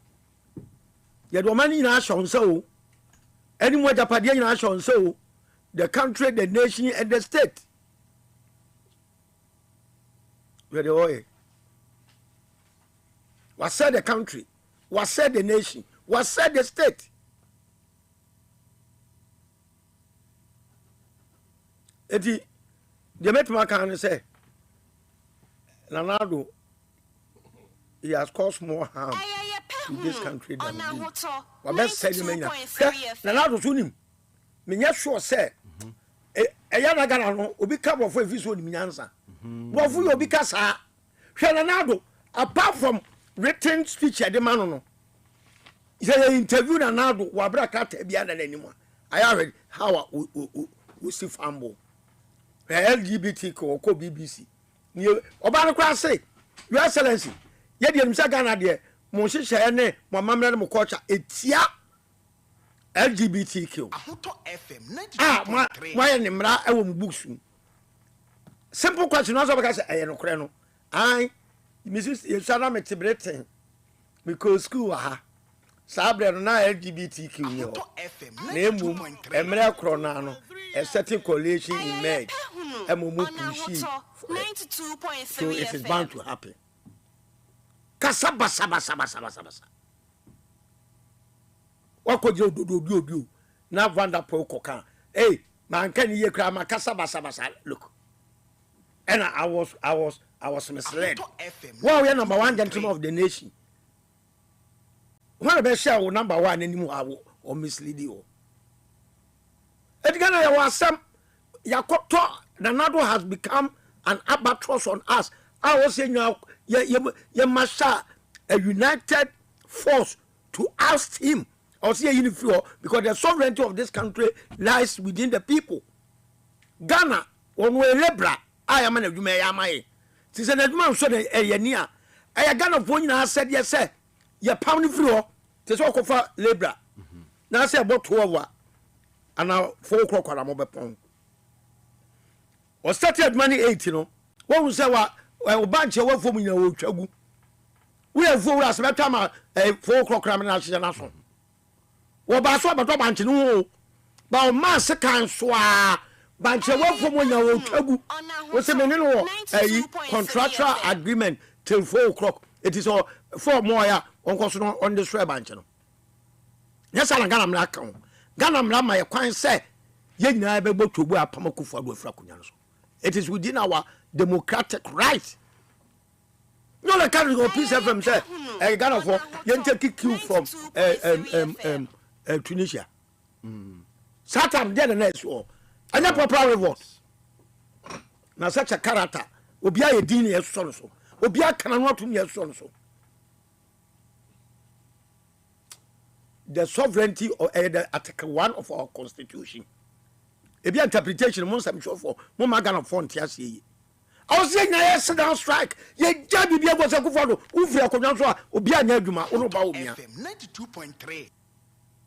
We are going to make this country ungovernable. Until one about me be frakunyanso because 31 million people no mumie do na mo hayen the just 2 people have destroyed 31 million people obia ye din here no wa brother there's a provision in the constitution and me akwa me pam no ala ga for me hypocrisy we are no be complaining and akufo do say o man no na obi madam bi na ka say what's it what's the main ha and madam for bank to make it. This is the situation we find ourselves. Yeah, kasa sa ye nyabo phobia say mo be kan ye ho me pam akufo adun fro. We are not getting the support. That's the problem. And this for mo try say next year be kwa kwato aba no. Unim the kind of mess akufo betima cause so a mo ba kwa mo ntimi nya hwe. Do you want this man to destroy everything? Now, Baba, what the excuse about say, yeah, buy na kufa as a bibia. Is that what NDC want? I don't understand. Ghana for no man. If you go to radio station now, once you become some NDC, you become some MPP. Nobody is talking for Ghana. Oh, pure interest. Me try, Mama ba me minister, Mama ba me school feeding. Mama ba menya we eti ye nyama kufu adon se o man akopem se ye nyina e beji ani so na be no ba be di minister na mena yi. So this is the time for Ghana to rise. Na yam pam ni pam you na wo mu sai wo mu de 31 million people e ko say mu no se ba ko kon so ba ko egusu tim also the chi jadi otim no. I don't get it. Okay, o say Ghana for pam you no ba ko de nesi kwan so oko akade be de achire no. From now, Mr. Kumsin can see me. I was a one found quadrant. You're free, you free station. I call you free in the BC. from here to our house yenim ne besi from now to the election uri nyame ebetime si me no yenim. So this is the decision time. Today is the decision time. Bible say and I bet chance me pri wakoma. Ghana for your pri akoma. Ye ni di na selection achi. The Ghana for say come the home. Na e come do not to be deprived wa. What do? You stand for your right because the characteristics of human beings, you know. Aduani die ka ho. You eat to survive, and somebody is depriving your survival. But also there's a timeline. It depends on who see abotra ko. Ghana for who see abotra ako. Because from now, I'm won't take you know. Every day if you go to the various mortuary, now can inipa amani and economic environment here very very dangerous. Who can you pay who a day bomwa? Me catch us say a war-torn country crown. Omunya nipa sa omawu. Yes, a war-torn country. Opa young quality all the mortuaries. A day nipa ewu. Young fan to Rwanda a brand genocide no na idea. Rwanda muko how many years? Never just 1 year. Ghana for nipa yewu. Our constitution is say we are president. You make your people happy. It is in the constitution. Yeah. If you are a president, you make your people happy. World Happiness Index cross Ghana. What I say? Yeah. Now voter rating disaster say yes you. And you will move forward. Akoso modern and now supply electricity among the whole country. Now the source baby I didn't free no. Yanya issue president what for pray oko. Also was smart regional minister Orachebo lecture. Some visibility studies. I mean but me use words beyond. I don't want to use certain words. Esa na what smart. Akufo-Addo wono e wo the infantry to tell Ghanaians say what smart. Ghana for more cowards. I am me yasem ye Ghana ni. Also can home. Me. I'll be Akufo-Addo nya 6 months and I'm starting fighting. Ahoto FM 92. But fighting na be sin there. Etiatie for mutie me. Coming days operation oust Akufo-Addo administration is under. Me say operation. Na so food you na TV awasi. Wo food you na TV awasi. Kudi operation. I want make am nyantiasi. Okay. Matthias say Mr. Kumsen. Don't put words into my mouth. No, mass mobilization of you know. Sisi ano aka tum no bro. Sisi ano 1 year. I am on kokofo no adwene no. Me pa to nya botre. Allow me to land. Ebiana o mani nchiremo. Udi me empedifo o Ghana no. How much 70 years we will destroy this country. Are you sure? Yes. They don't want to leave any legacy for us. Do you know why? Abotre na no kwa princess said in so no coronation. There was a protest. A Buckingham Palace. Obi akwa bibia na mo kan say. And now it's not about hooliganism. It is not. I am on a Mosa Ghana because Massa, who called the regions in one. And these young people mobile power no more could see him for so. They bribe them, some of them. No, I get out cruiser. No, catch up of what's that. Montumaba many power. No, the Kewuba, we are him for no. Oh, please allow me, my man, Casimir. I saw something. I saw Phoebe, no more quadrilan cruiser. No, just saw them, no more at the falsehood. I said, I'm a bunagin. You are, or no, I get out cruiser, the interest no protected. Say the part of it, my woman, so to me, when I get out cruiser or a campaign man.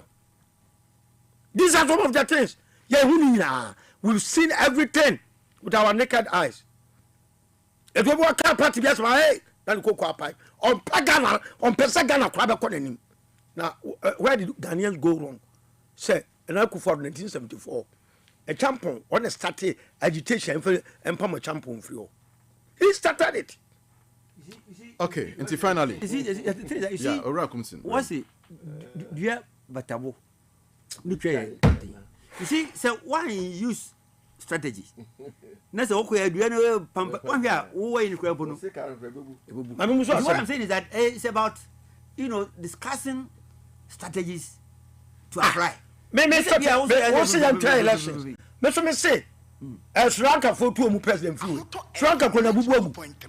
And I'm more taking reforms. Chronic. Bible say but ka gwe ni wa fa wudi ni ho.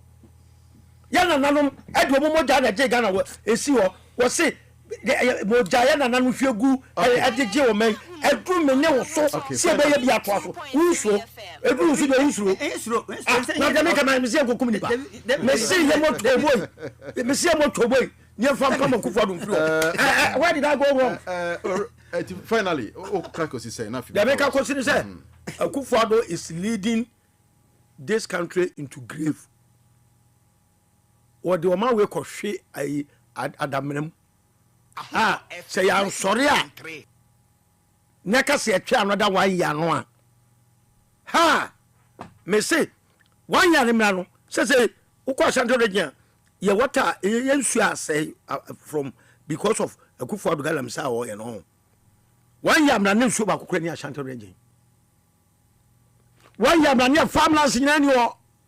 Coincidence, Coradia, Coasa Coradia. And we have to move to our catch, you have first soft approach. Okay. Okay, right. It's Mamino as you Urakosia Dodike. Any Abraham comes in. Me banana piece in the next 10 minutes. Odia. Na already cable Nanado to Mahama say or sell mine somewhere in May 29th, 2016. Or say the New Patriotic Party's flag bearer. Nana Danko Akufo-Addo said President John Dramani Mahama has no vision for the forward movement of Ghana, and as such cannot be trusted to turn around Ghana's dwindling fortunes. Speaking at NPP branch meeting in Paris on Saturday, Nanado explained that while some neighboring countries have made giant strides in the last 5 years, Ghana, however, within the same time frame and under the leadership of John Dramani Mahama, is going backwards. It's the way the least story. Nana piece here. Yeah. To be never radio discussions. Mesre. Sabuano, who ni Musa, Ebiana. A car back on in Bondo Hospital. Grano. Idea already is here. A idea a year Ghana for a Ghana for Inya. And they say, we be my statement without any factual support. On my facts and figures. And the Ghana idea, oh, me probably by I think 2004. And my contact. Free airport I'm through here. I'm saying that someone say, oh, no. She say I call any more Saturday and say President Kufuor na also. Omano, oh, me say bibia boko na me bibia boko they say. Oh, Omano, oh, say they queen me say look. Bible said count your blessings and name them one by one. Me boy. No correct. And it at the end why education. At the end why industries. A dear and housing, a dear and roofs. What does it? I think that Ghana forum can be out people's commentary on air. They just talk. Akufo-Addo, Mahama, 1 year she. A dear and she say, Mahama, 1 year she. That's 1 year she didn't know who bow, baby. So just here. And you are buying us all pay, sell from Polka Party. Your name, me and you and I may say, be a deal anymore. Did he say, or so try to buy power? Na power no bi obeka no kure na mafo tenancy a ni atoma no awene obo so betwa tro so jase na mafo agi etro ready no awene oni wi a de be naka o se eni me hie o man no ye socio economic infrastructure no akwan ye nsuo ye nkania ye suku adan ye hospital adan ya sumdwie ni nyina no obetimi ade sika eboboabo no nyina no wodi aye ansana the hustle promoting the moral direction of the citizens no so ade ba ko so di garanya se moral direction a e wo se pepe yo nyamisro so ya my position our government ya ubetumi edi aye de set mama man no na corruption kan dream ni adade no wan fa anko shemu no na ma sika o mani nya no na so abapa ama so obi de adwuma kura ba Ghana na chese yenkoda no maburu no obenye adwuma ye eniti no sese no yafa nse abai obeko by the constitutional provision amafo obeko akobontoa ansana oma omoso edi part ba akobontoa wontoa akobono enyina so ne sei. How do you hold the government accountable? Enyina so ne sei enfie nwotwe a ebe si ye a na kufo do bedi ye so no sika se no nya ya omani nyina sika na de no de akwanu do se na wiye aspiti adan do se no siye suku adan so tiase enyuma ye mrantie de maba no o se pemo no sen any accountability and this one timi anchire na se obi se okay me de me ba se de wansi amu akonta ma ankoro me de me ba me bu akonta no se de pepepa wenye NDC asem enye PPP asem nye yasemo because NDC for say omudie say no yes NDC is the next government in waiting. Why is it so? By population and support. So that's it. We say between now and 7th December 2024 a coalition of a group which means aba ama juma opeso di mo mano o ma ba ma NDC population omkutano e swati ama omso air force. It can happen. It is say me no me say NDC for office say omo na eba power until are they relaxing? Ako say sie dun ketua ne nkofo no omo ti ho a omo de say so mo no a omo ti baby erensa. It is say ne ma also you hold the government to account no any idea o say sie ne so like I say akufo da bobo man ya yes e dey nti na wabo man no wakaso basic school that 350 member yes within 18 months while continuing to rehabilitate the existing ones. Say no we busa say nana oba no what's the block factory kra atwa block to go na 350 what's he say that is the spirit of challenging a government. Nanso the better amount for asuma o say say o kan cho amount for so o ma dey say obi buy also receive 200 answer no office no see 50 and 60 what the 350 I buy no for 8 years what me sim back or no buy be see 50 or 60 or 70 no 4 years pa now what jam amount for what I say no ma dwe say say na papa is so besa ba na say obi a oba be si na no one na okura akura boro obetumi ato ama akum na mama yi si amfa sa niema no ansha manfo manyam ho ntiase a na sa fanaticism se me de yewumi tomu yidi twa me furuma no entwa na entwa kire ebi se so wodi bi anchire obi se oba okwabushemu o so yakona fo de o mi na yagimi fo a me yakona ni a ebi na ampo de so akoka na badiom no me yakona ni a ha me. You bring a confrontational stand, and that is one of the things that our politics are not growing. Say confrontation, if you're more money, hey, chile the entire one year, no. And also say, oh, bad, your bayan that chile the entire bay, or fapping say, Unina, what they say. Now, face what about that. Now, my for Bunko boy, say, oh, by no, and pay the skak say na, Yadimao, Dodi any. Woso ba no sika se de ma wanya hwe then that comparative spirit of politics no na adue mu ama se o ka bibia kire yakokra ne yamrewa ene se bi mo wo nkro kitoro mu a no mati ase bi se o ko political campaign a bi o go do say no water no vote no inkania no vote no school no vote.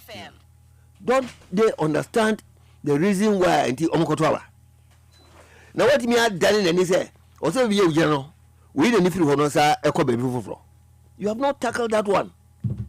atɛmdidie na de kɔɛ mpotwa na de kɔɛ enipa nso no wɔsi yawo na tum yɛde atwa ne furuma na akɔdi na tɛm no ɔbɛsesa na adwen these are the symptoms of politics enti yɛntimi ɛna yɛni a wobɛkɔ baabi a na deɛ ɔmu gyina na ɔmu gyina obɛsɛ wode t-shirt koraa ba na ayɛ ɔbɛtɔ ama yɛ t-shirt ɛyi akwan na kyerɛ sɛ you are protecting the reserve position a woyɛ minister mewa nti wobɛsɛ woyɛ minister da biara wofiri hɔ a na wɔbaaba yɛhwɛ education a na yɛkan sɛ Nana-Addo ɔkɔgyina baabi a na ɔka sɛ he has invested the largest in education. Yeah, say the best. 118 billion or something. Yeah. Ni answer say. So a system schools. Oh. Na dia betu ye. Or free SHS. Free SHS. Since the free SHS is buy, have they ever taken the West Africa Exams Council exams? Ghana exams. What does it? And I can say, who value education? You are never 9 years old. Buildings are dying. You will be CC. And some of the equipment, laboratories, and they care how you and some the students, you know, and some the teacher for. Over some and never 9 years. A moody him pa na another bit me just say or buy no. Would discuss more and tea are down back to you know. Send no see account. Cause 350 new secondary schools, no. Won't see back on cry. Past questions. Students no buy no. So what pay me na kogum. And that back on nipa 40 timono, and then nipa 80 the timono. Remember. Teacher ni look at the teacher. Teacher no. The whole year on holiday. So what do you expect the teacher? The quality of the teachers one day on you na home. It will weigh all these aspects now. Laboratories in schools. Oh, it will make us say why invest 118 billion. Maybe say Sikano F5. Allowances also Utiano. Training allowances. How much have you paid? Until you take that particular issue, no, and then put it on board and analyze.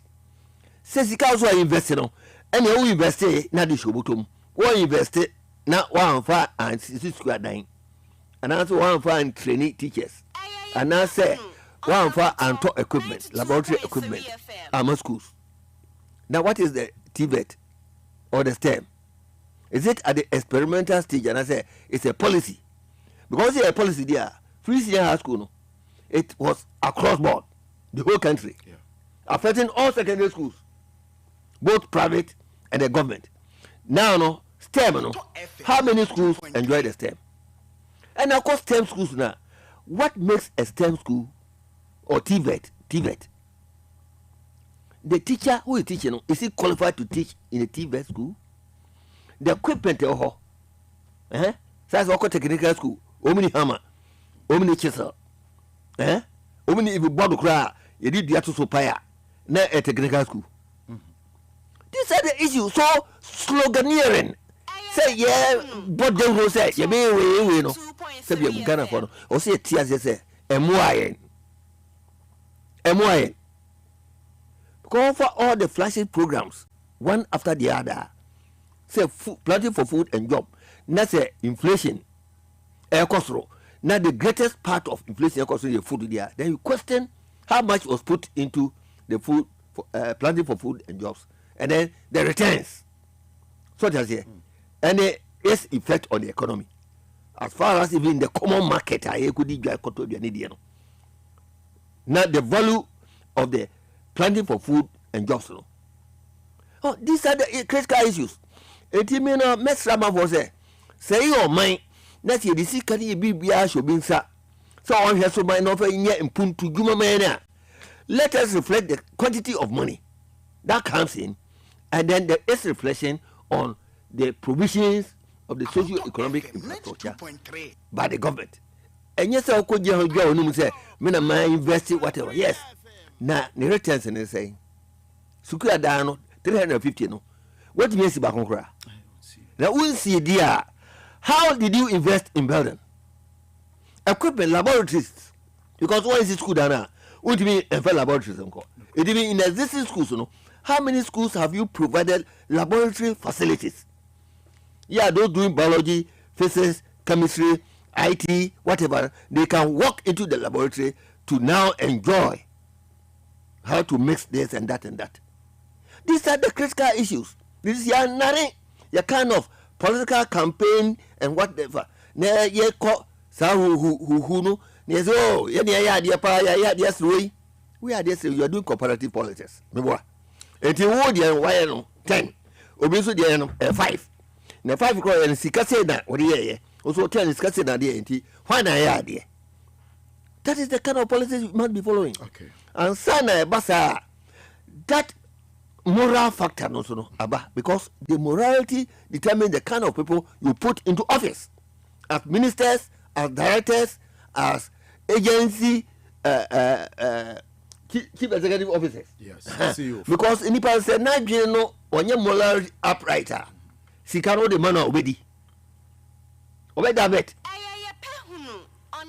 There are a lot of examples still on the ticket of Ghana. Yeah, so open say me how betu sika ewo me dem one. Na odo the how sika no. What people are speculating here, special prosecutor ultimately Emma out no. It's an indictment on his office. Yes. Wako akohun sika say na obi efie. Obeka kakra. Ebi no say wako kan baby. Mente say sika na ekohun ho no. Se kasi eboti na kamafo ba ko twa ijato ba menufie. So why do you hide this from the people? When they have on you say yeah. No ko investigation. Me ko ensure me ni si ho.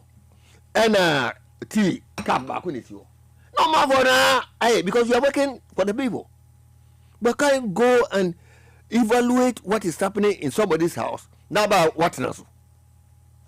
Because who account this case in the demo? Because if you see can be brain the demo one way. Next is a who 2 foot rogo or my for any.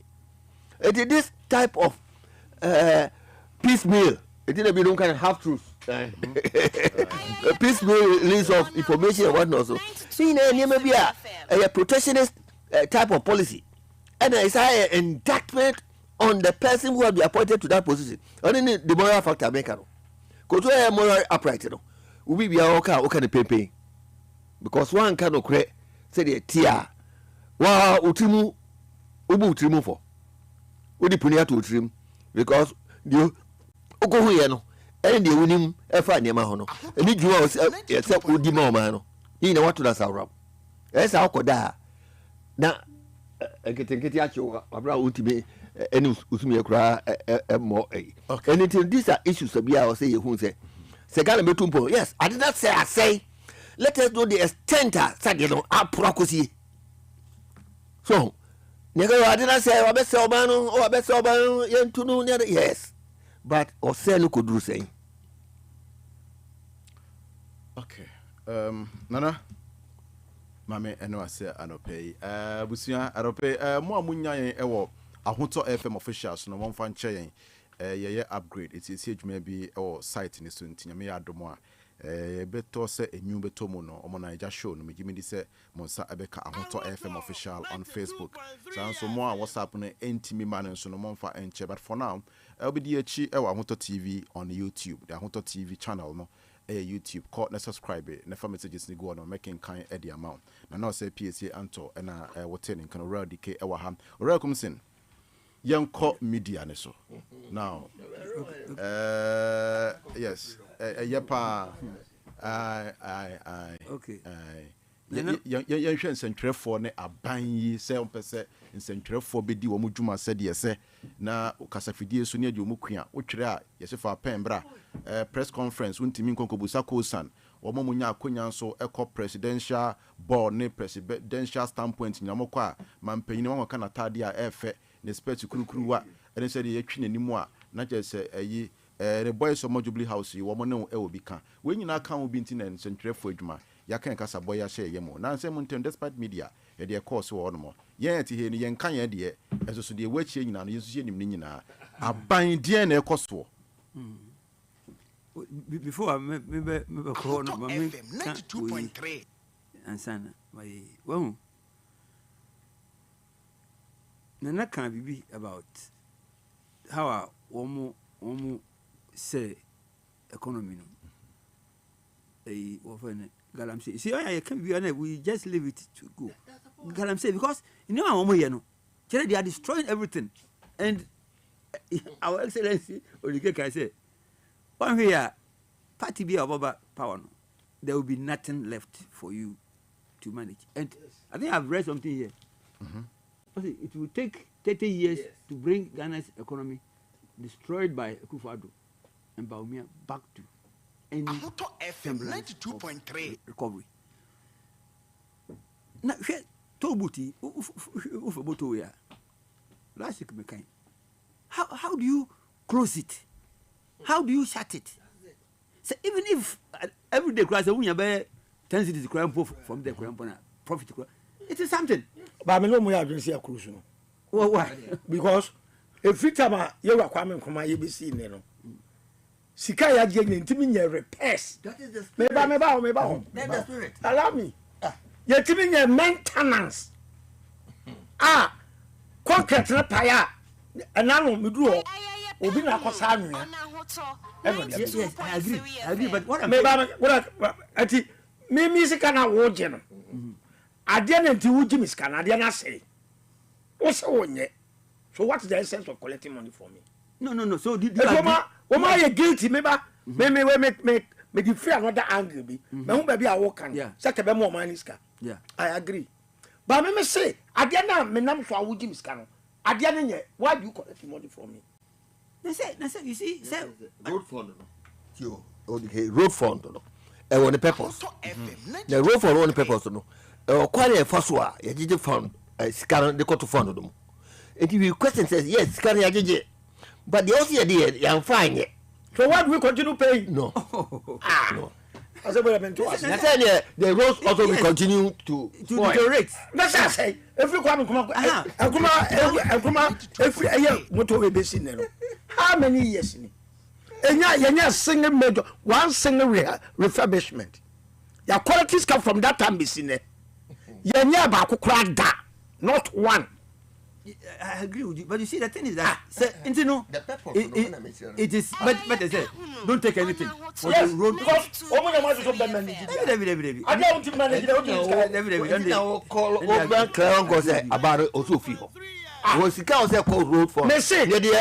Road maintenance. Or say echo. Baby, I want to be a Tiasma Mekan. Mr. Apart from Sakwam Kumaya Sadian Tour, successive government has refused. Yes, I agree. Oh, please. But see, if you want people to account for, please, they are no. Listen. Accountability. I don't know.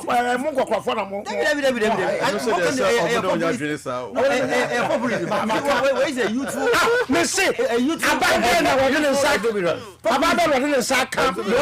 Because baby Popeye.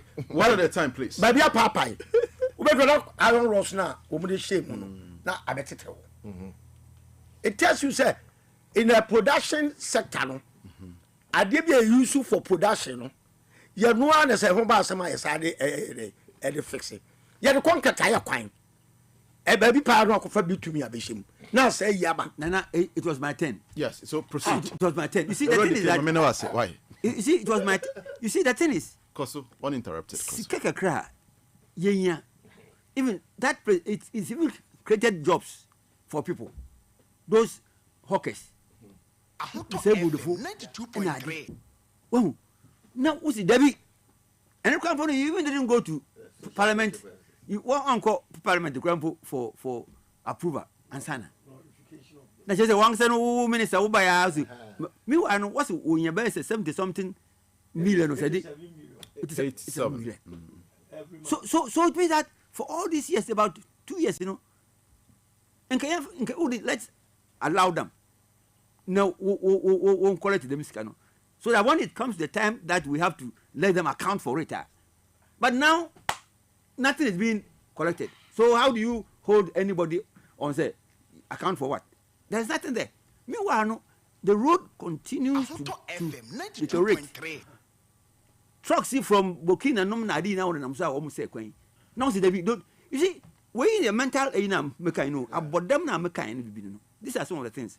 Now, two. FM 92.3. That I'm saying now, Wakra champagne on the champagne said, we bring president this time first consignment in a buy no. So he went to even receive it and then inaugurate to say launch it champagne no.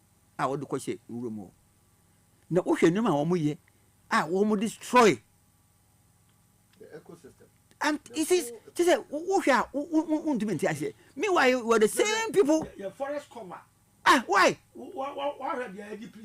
Why? You see, and so you want to be say, so these people, what is it? What are they doing? What are they up to? Look, we are talking about this national cathedral issue. I will not stop talking about it. No,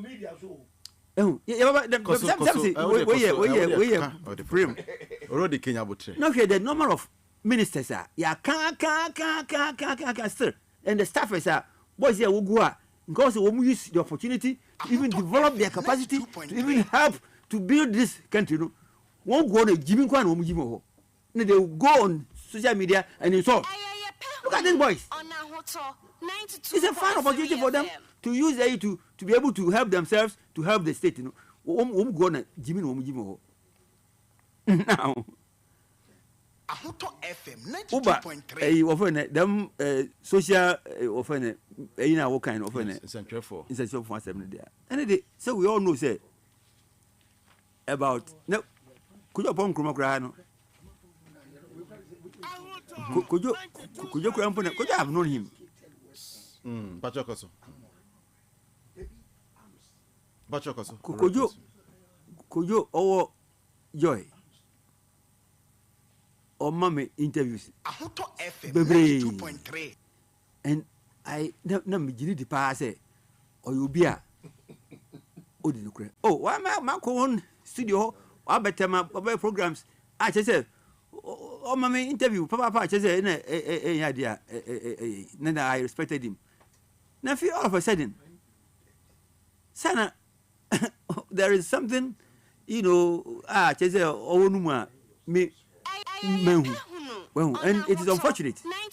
So could you, as I respected him, I feel the no why politician honestly no kind of cray. It's very, very unfortunate, and I feel bad. That's a swinty. This is the answer. Who media phone?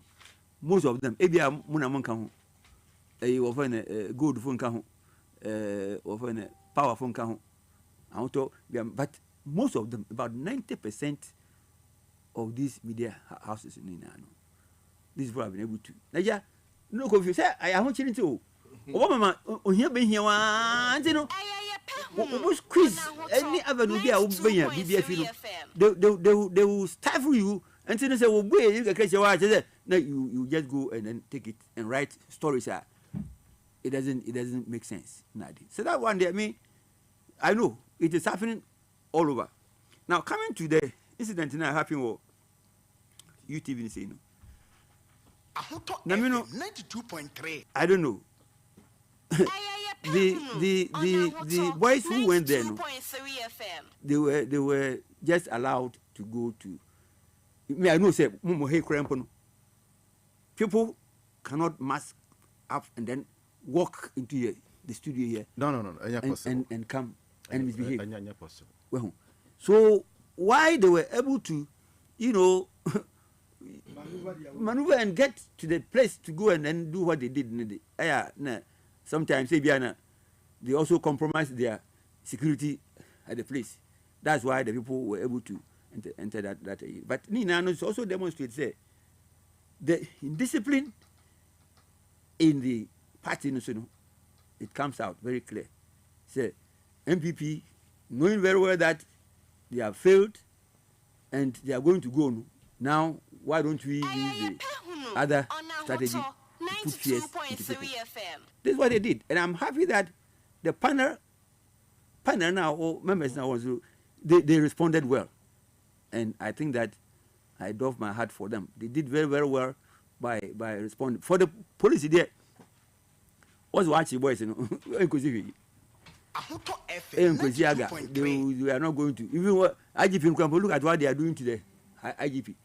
that you become police no so he's also confused the way na he na the committee parliamentary committee na they are disturbing this man. You know, he cannot be focused and even deal with issues that also can deal with it. So the whole country, you know, we are in shit. Now the fact that no kreno, yeah mama, no kreno, and yeah money there. I can assure you that unless there's a change of government through democratic means anyway. Yes, obia be issue any means bia any ade. But the way I will behave in it there, me I think that when be asking NDC should marshal forces, they should be able to link up with like Odike Numnadi. Reach out to these people. They have good ideas one from so that we will not accuse people over 70 years of being compromised. And because of that, you know, they do so that because some of us we are so much concerned that because the struggle now is struggle, you know. And then yes, I say at this last stage of Yansana, after what can they give to me? Look at the car that I use. I don't need anybody's car. For what? I don't need anything. And me, I have not been. It is from the time I started struggling. You know, find out from this thing. And you see. MBB, I'm saying 2020, oh baby. Because I was need to FM programming or framing. Ahunto FM 92.3. My mind. We pay the me a call. Okay, two color, you know, one Muhammad. Eh? Do I know that I'm disgracing their government? And yes, yeah, I will expose you. I will do this. Now I say, Master, you expose me for what? And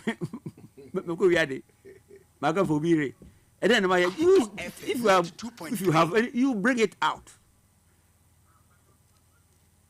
And see, okay, can say and see, me find me call Tema regional police. Now me call reporting.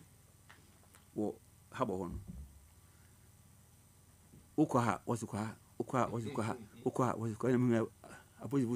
They have their own challenges. The fact that they say somebody I attacked government and Obi from our own remedy. They say, what's up? I even called BNI in Accra. Obi is over 100. I say, it ain't Jimmy no. So it means that you people, you I don't know. Obi threatening me. They don't mind. Come on, I said, one of what's happening when you're look at how we are living in this country. And see, Mr. I'm media in the Ukraine. Sir, we will be a unia who could do at this time to do media work there. Then you better back out. So we need people like Kusi Pratinum Nadi, or what kind of mind, who tells you, one tells you, or what kind of mind. In an echo. But people who always say, when there is, you know, maybe the more and me, to be frank, minimum there, you cannot. Mahama was, go and ask him. Demonstrations, even Lawrence to crown for demonstrations. But why? You don't have principles. Mean that, but you see, society, you know, my friend who said, about them, like what my friend was saying, say, medical, what's it? About them, say 3 stages. 3 stages. Now, they are very dangerous in it about them, Nicano. Ubi who say, car balance, or could get car come out. Ogani, with you. Ubuzo, so we'll do the highest, only the car about Crampana, you will face it. But go for is our power, we don't know. Kaba Ogani. Now, can't be Krumuka. No, or did some money, or sell money, or die be die.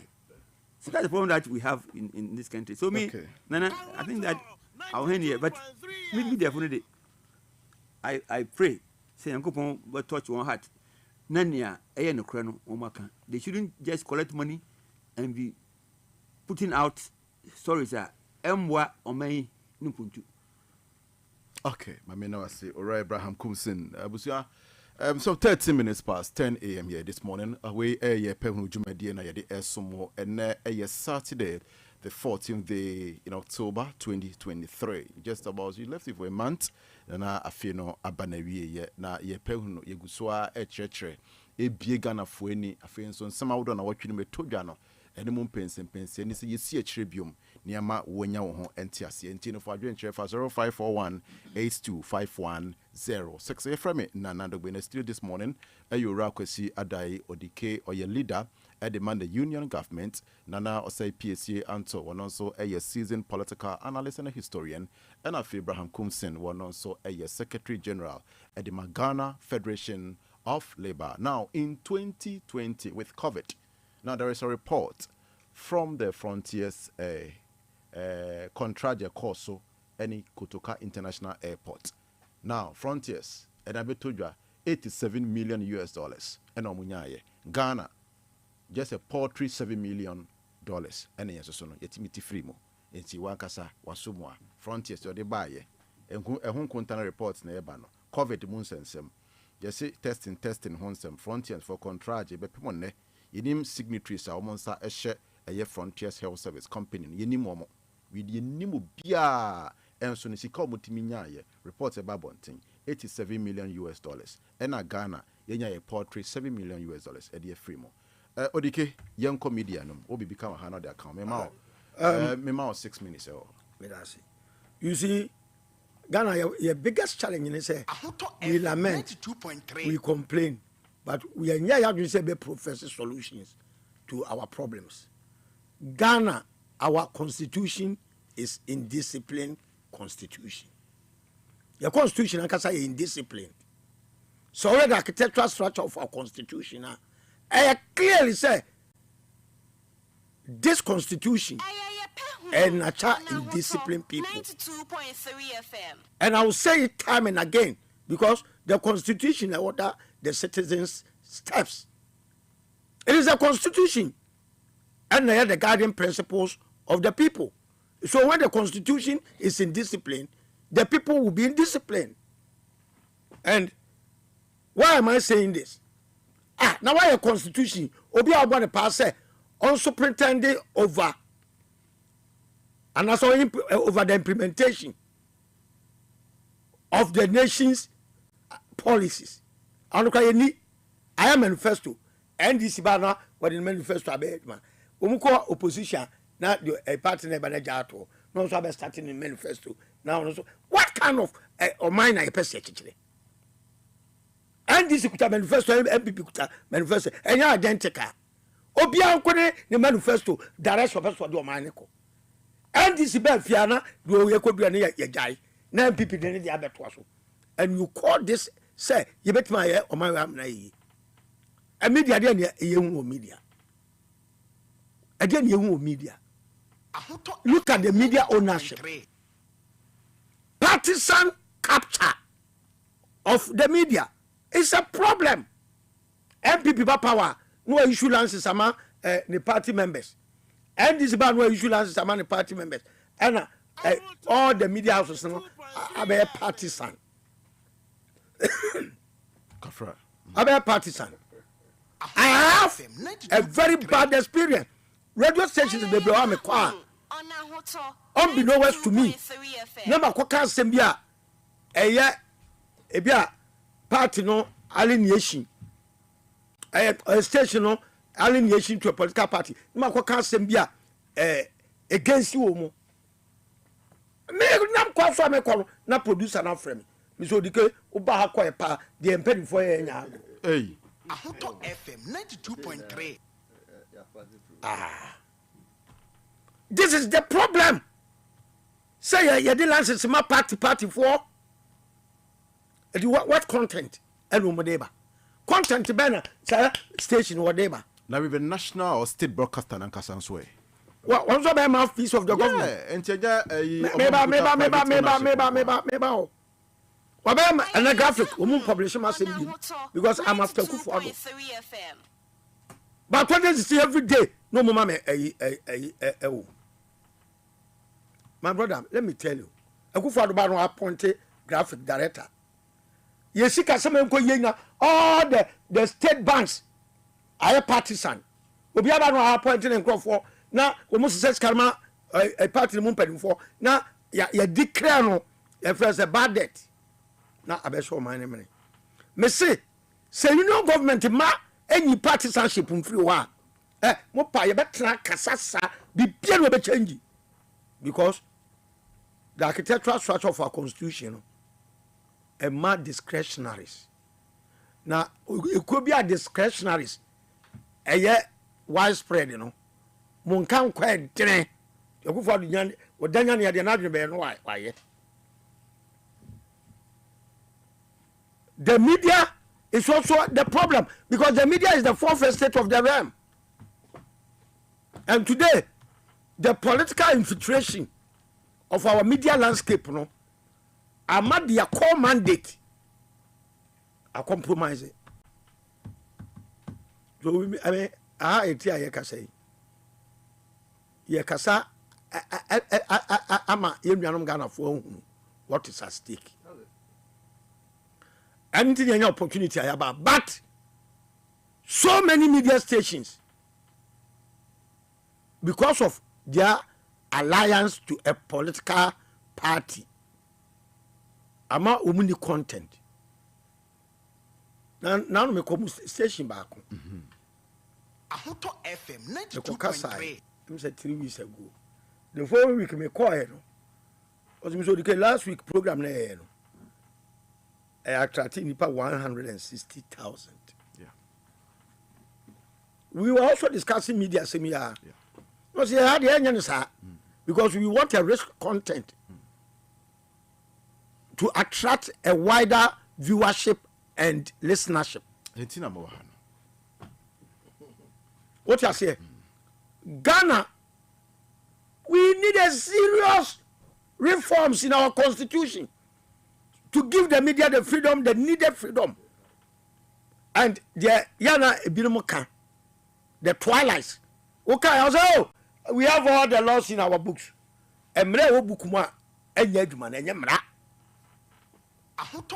So at say emuma so daye emum or so daye won kwani so all the fine friends saying programs on paper not to be translated to affect or impact on the lives of the people exactly as when the crayon I thought to be so I did just to remember and to guide us. Ti sa dia na yetro no etimi guide yen na etimi hwepo yen a why don't we call for amendment because the area agribu say na be boa yen ya anya yie ya anya yie e books num but it doesn't reflect it say waso kania na wo dia hye table ase bible say mama makania en hire woni pa anim ti de obukuru no I say a translate a dear ho dance. How our leadership structure, how should our leadership structure must be structured to impact on the people. Yeah, the way and koye bako the executive bobo judiciary bobo bobo the media I number 4 bobo yet you say your 1992 constitution and he say enforcement in here now question na wa ntimi enforce o frere mra wa question mra emra na wa hwe ntimi enforce o say mra because our kratem bibini na bay abofo your friend case law asamba america ne asam na bay bi kra na ni omu constitution eni omu book bia mu but I see they will sit down, think through, and then come out with a solution. Now, I answer now. Yet, the answer we are interested in. Yes, one say, "Obu kumuni yanyaye and one." Bibini intimate, Anna, oh, Junior, Sabio, a bima upgrade your as first class citizens. Sorry, Professor Manushi. Me a professor. My boy PhD. My one. There's difference between knowledge and wisdom. There's difference between knowledge and wisdom. And wisdom is the driving force of knowledge. And until I say, Professor Woy, you know, so Professor Ben will show the same, we go through the same meals. Yeah. Never go good them abako, ebe difference bako, ebe feeling. Opa for doctors, we the same, we are surgeon, we the same, we practicing the same line. Practicing line. You don't go good, and them go exams abako, because bako apply the wisdom no more to drive the knowledge of our kwano. Eti for mutie me ye media bibia nko ye he baby a yaduro no me say until say ye be serious reforms there's absolutely nothing we can do. Now prof can education once. Education you could say no. Education we are now better fee. If I were to be the me cabinet here, Ghana here a total transformation. I didn't know I was at school be science laboratory and equipment in all. Now say I can say specialty schools. You select to be 100 schools who science. And I did equipment to me and you market 200 for us. Books are we here gum. Ya mark way for agriculture. Ya mark schools way for way. Yes, schools na ya two aboma who cost school akwa akwara agriculture way after JSS. I was say specialty schools. Omo ya agric related subjects. Omo ya geography related subjects. Omo ya science medical related subjects. Sa eti say ya koto equipment sa you say equipment where you go to prepare college ne I decided no more science no then we build a state of the art laboratory science all the apparatus needed for teaching and learning will be available. Oko do my secondary school umala laboratory Benson Benane and ma will be a penis. Tale Meraho. I'm short of words. Right, my main name was Orakosi Adai Odike Busia and our telling Kano. Yebakwa money so na Nana Orakoso Debbie your program. No, for future tour. Sir, Nina Quina. The Kakra and I'm better make a so your maca was there. Constitution, dear. Yanyene, what is here? Na ye nyina so ye YouTube say was yes constitutional nyene nyina but baby e to acho so here chapter 12 of the 1992 constitution it talk about the media freedom and independence ya nyene say obi apesa odi ye adwuma pa de se bebu bibi ho a eto chimo na nyina ye kan se bia enhyeso no so enhyeso ade wo se enini aso na de ntuma akata so ko ha ekwani na sewu akwai na wotimi akofa so edenti no the CEO UTV no let's look at it so we hear most of the people who were there no omina MPP most of them they then the basa and they say intolerance the media no because all the omuyemojuma government or no government so that's here. Now the case can be the mandate of the media. Sir, particularly America, on person to say, Metie commentary on this UTV and most of the key even members of the media fraternity, they are not telling the people the real mandate of the media. So they are not telling the people the real mandate of the media. The big 2, 162, 4, 1, but the real mandate of the media. At chapter 12, Eka 162.5. Ubi OTBA 162, Article 162.5. Article 162.5. Any a champion, semi media freedom or independence, a champion, any friend say the mandate of the media.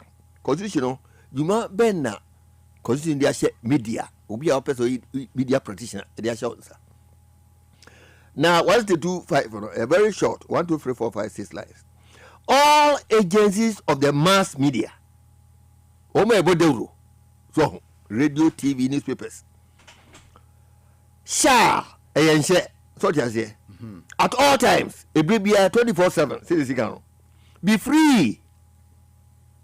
It is a day number 1 to uphold the principles, provisions, and objectives of the Constitution. A day be a constitution, yacho or say mass media will be about the rule, or so the Juma Nabahundero. That's one. And shall uphold the responsibility abide the also abide also cast abide also we say and sana and the accountability of the government to the people. And the accountability say abano yewe we are the same. So we are the same. It did no more TV no. Pepe to 162.5. Say at every time, no matter say me sa video no buy and you know this all can once me a coba this all can corner for us me NDC this all can this once Dabi. What they are told is we media house na practitioner na there 24/7 or say constitution in yan no bo hundero and na me call can baby say constitution just say free senior high school no is unconstitutional. What does it? Yeah. The media so more Canada don't go to be a farmer because the constitution just say there must be what free senior high school progressively. Said the Albano what the constitution the constitution never brought about free senior high school. If the media had known say South free senior high school it was anti or unconstitutional. Kabad Odin farmer. So that's here. And now media so Emre and now do say na muba abai nyuma odi ho. I was oh and na one kan kire ni enim ade na mudi ahya ho sa na one kan za I work edit for a green book no. Oh say ni mo no mo ye na mo ambon de Roman ni pantie. That just say within the media circles no there was something falling short. Cause abai nyuma also mo ye no. Also di bo ho de ro. Answer that the also buy ya wanyan so also kan chronology DNA diversion of money and all that.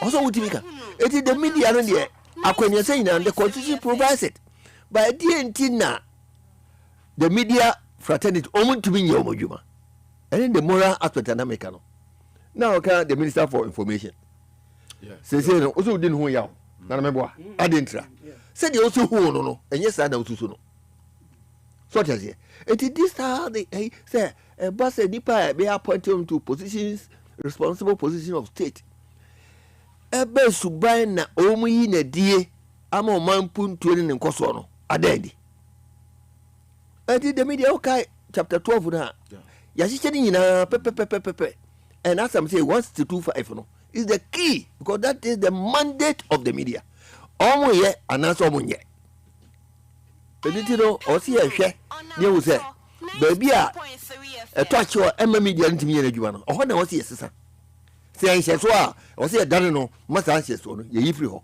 okay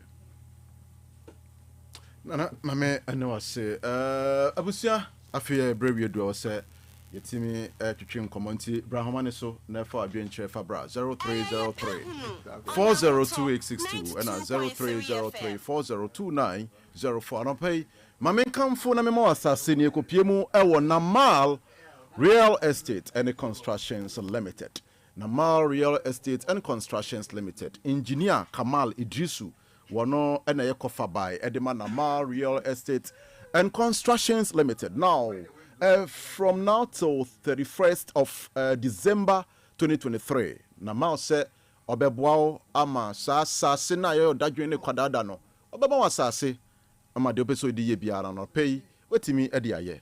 Na manugu so ameka say kwa no memende bia no wo mo eco site visitation ewo me abeti say dodowa Shy Hills Danchira Amasama Nchopoli Kotoku Fanchiriko Adeso Kaswa empatemo hon munyina no Namal say wo mo ema eye ensase enu nti no mo sase ne nso no ubetobia shase betu susu be say 10,000 Ghana cedis ɛkɔ na wobɛnya asase ɔmo wɔ nsase bɛyɛ 70 by 100 pieces acres wɔnom ɛbɛma wo bi saa nso ɛna nsase no woba sɛdeɛ wopɛ no ebiara no wɔn ankasa bɛtwa bi na wɔn de ama wo na nama sɛ ne senti ebia no bi pɛ n'akyiri kwan wɔn amasama no abiase junction na utie me na fa number wei na twerɛ to hɔ no mo wotwerɛ ne nso no wotu ho anamɔ no na wokyɛ ama foforɔ nso a wɔn pɛ nsase ɛwɔ nkranman mu ha ɛde adi wɔn dwuma sɛdeɛ wɔn ankasa wɔn pɛ ne fa no wɔn atumi akɔ ne namafoɔ atusa anamɔ wei ɛno nti no nama pɛ ɛna fra sɛ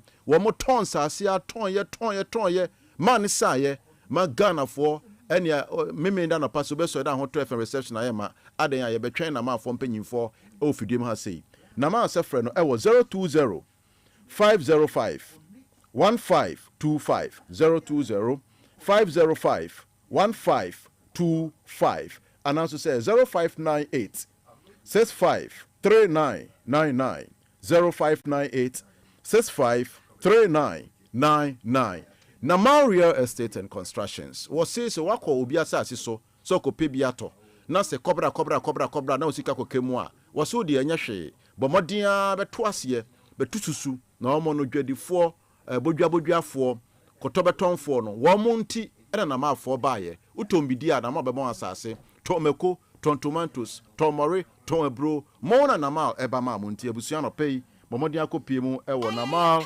Real Estate and Constructions na wokɔ na wode ahotɔ din kɔ wokɔ de Yepe Ahunu din kɔ ɛwɔ ahotɔ 92.3 FM a na ma so bɛma wasase na no pay nso watimi abɛyɛ asase wura abusua odi ne baabi afrɛfrɛ good morning. Hello. Good morning. Odi ne baabi afrɛfrɛ. Good morning. Nana Dogbe ho se. Nyame adom onko. We no kure asa. Right, mini afa. Ejuma wura papa ne ho ye de. Nyame adom. Yedi nyame ase ene ahoto hima ono so semi cha alaji sei da me nana mpim ana me chairman ti wo so jaro ko ni di she oni incoming MP Felix na ko yo kuno nyame hira wo mu no majuma pa o kina ne ye ya Amadu Torik ne adua ye be sese adofo emeka ye ho opani enya nwanwa tena na kufadu ogu Ghana fo ni mu ase ogu ye ni mu ase 92.3 etene so ogu ye ni mu ase enya me nwanwa enne wo man Ghana waton wo man Ghana agine nu onyam openikasiye ene krono kata sepoye eno na sese adane adisua ankola ne ensua because o man peni ba na so no wa ene na ponchis ade se biara yenya kan standard tankofo bo man Ghana krono na beye den no mo mu die kire no so omo mo Ghana krono because o man peni na tinye ntu ase a no ono abehye mu kira so bia so besua ene wo ba ye kwan yi so sipia ene police for kra notebook and the edgy security pagiafo open say you got to wait here the notebook number yes if you so we plate normal plate number one that is what we number anymore that is one ti open say enya wura hosem e dey na abasa because chrono ne kata asese na o man penini na pound for bon obia so bobi e dia yeyi the better no man Ghana and say okay open say onyankopon na sumdi enka wo ni waduma efo nyina Mami no ase nini abema. Good morning.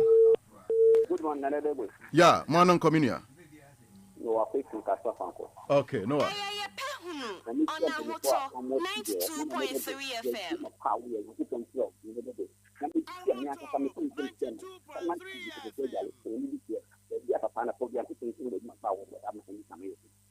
Nana Dogbe, you better say what media has to be here. I'm going to go not that it is a mistake of more car, maybe problem, and then you see the contact after. The football is not moving yet. On Ahoto 92.3 FM. You got me. Any friend, Alaska. Almost a can some year. Not as soon as I can and go. How did they have to be what was that in the back and then? What was that? 92.3. He has a maximum. Yes, upon here, that's all your phone and then you let us go. Oh, yeah, papa, what is your that's the house. I'm planning upon oil and a thinker, like a car, and you're gonna move. Right, Mami, and I say, Osina, good morning. Osina, ODK is hijacking the program. He must be allowed others also to do their submissions. ODK, Osina, friend Alfred. Nana super say you are hijacking the program. And Nana money coin bium. So by sound so you allow others to talk. Already. What's that? There be our attackers as a until we okay. Yeah, buy a dim come. And come on, you know. We a contribution officer to be to be a canon one can because I ref. Yeah, my contact. Yeah, church again and sim. It will be a jacket. Na Mr. P.S. Casalam or them. No outside and walk us. It will be one and I make you come on 5th time. Me found Opa Brabe moderator. Now be moderator. Messa ye de me na. Okay. Good morning. Morning. Right. To assume yanko. Didn't be free. Good morning. Good morning, Nana. Yeah. To assume yanko unia. Nana Ala Hassan Kaswa. Okay. Nana, my main chairman for the time for so ample. Maybe a father will be a Michiano. And I'm a chairman to add 92.3 FM. East Chairman. Code this year, it will be a Michiano. Mr. Minia Penny Odike. Yes, Rano said, a banner say, Papa, Abraham Comfy Ekasa, or man and Lucy. Aviana, so no so as in Trebio or no Nasamua. No, I can't. Yet, here, woman, now. What be by some of the woman, we are. As a woman, so I say, a summoner of a canon, you know, baby. If you are Frano, Fragan, every Saturday via Oba, you need to saw it, Oba. And no, Okahono, shall a summer with the man, no. Oh, Castle present, Mr. Onyadie. Get to know Onyadie. Yamoska, Nanado, Oba, 26 will say, Mamma Anyadie, no. Sika Mamma Yaya, or dear Tumano, Nanado, 1 and a home 1,000. One man yet. What over a secondary school, 3 around 50. Even though this is what I want to mean. Next Sabi, what can you say about me? Or no? On number. What must she say? One time I met a Ghana, so. And yes, MPP now handle over Amano. Na Ghana for Sabi. Your school, SCRD, your school, a Winyansa, your school, a Jargon, Sabi, your school, and Koya, Nipatanta, our school, Konumu, Medasi. Morning. Good morning. Morning. Good morning, Nana. Yeah, morning, Cominia. Yeah, even the Kuma Robert because I think for that true. No, not make Beton, come on, uncle. Yeah, you. My main fan check here and from Mamma Panas now, Mochi Honomono, and Ejuma Pamuye. Now, a Jumera, Nehoye, what any kind of Yamiadum, Nehoye. The Dogbe dynasty. My main fan check here from my year. PC let me drop in South constituency. Yepe Ahunu on 92.3 FM. Our starting is submission very well. But going forward, no, now say, what done in a bay attack. Or can be say, a bino young two and a kufuado. And in a pump for Asia Kunanaso. Yeniano, the Quebec as a Bank of Ghana demonstration now, minority needless. And I'm a boy. So if I should be an issue. And I'm one can. I thought to correct it. Oh, dear, Coso. Or say who here. And she said, no, expecting for someone to move up on team. The Bano declared the demonstration where young poor for moment in a city could turn a Kupaduna, where young poor for moment in it. Young for no person sorry, and so no sorry. Demonstration the brain, of course, what my Muhan say against this government. Maybe say, or decay, maybe what baby and our Kobe and our Uncle. And she said, Banner said, what attack past government and I say past administration NDC. Me didn't want Mentias here. If so, my team were there or mine is a brush or deeper bisa. And all your name may be anything, or no, I also so good. NDC time, one will say, oh, be a submission radio station be, am I a small beer cohort? I'm an attack to send your course or way, and then I could for be. Nana, Mona more media space in me, more treming. At the end of the day, near my cost, I get in third and near my cost. Me ye cabbage for Nana, me took cabbage 600 cities just last month. This month, me could be a cabbage chance about 1,000. Tanya when I was a come I blew me turn 40 cities and me spray me cabbage, you know. Nay, 40 cities within 1 month, a short to a buyer. Never 70 cities. On 92.3 FM. Oto bi nche mo akọ na fofo na ni mo bi na friend kwan po so be bom. Okay. O hwe phone ni ma na wo jai. Ana ye ka akrofo na be do man na boss no ne ka. Kuma. Me person bisa say jiramo ene na na kufo na panfo. Won pa no yo krofo.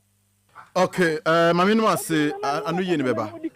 On target government no wo so no on ja NDC je be sen on inclusive government no wo kan no se oba le sia na se bia se and na just on find this for mu ni woni die de bia attack omo ye se no. Okay, 0303-402-862 and 0541-825106. Good morning. Good morning. Udin we be free. Make us free for Wadaroma from anon ko mudin. Me say assemble bebe. Koso. Assemble bebe. Assemble no and na betu Ghana for so no.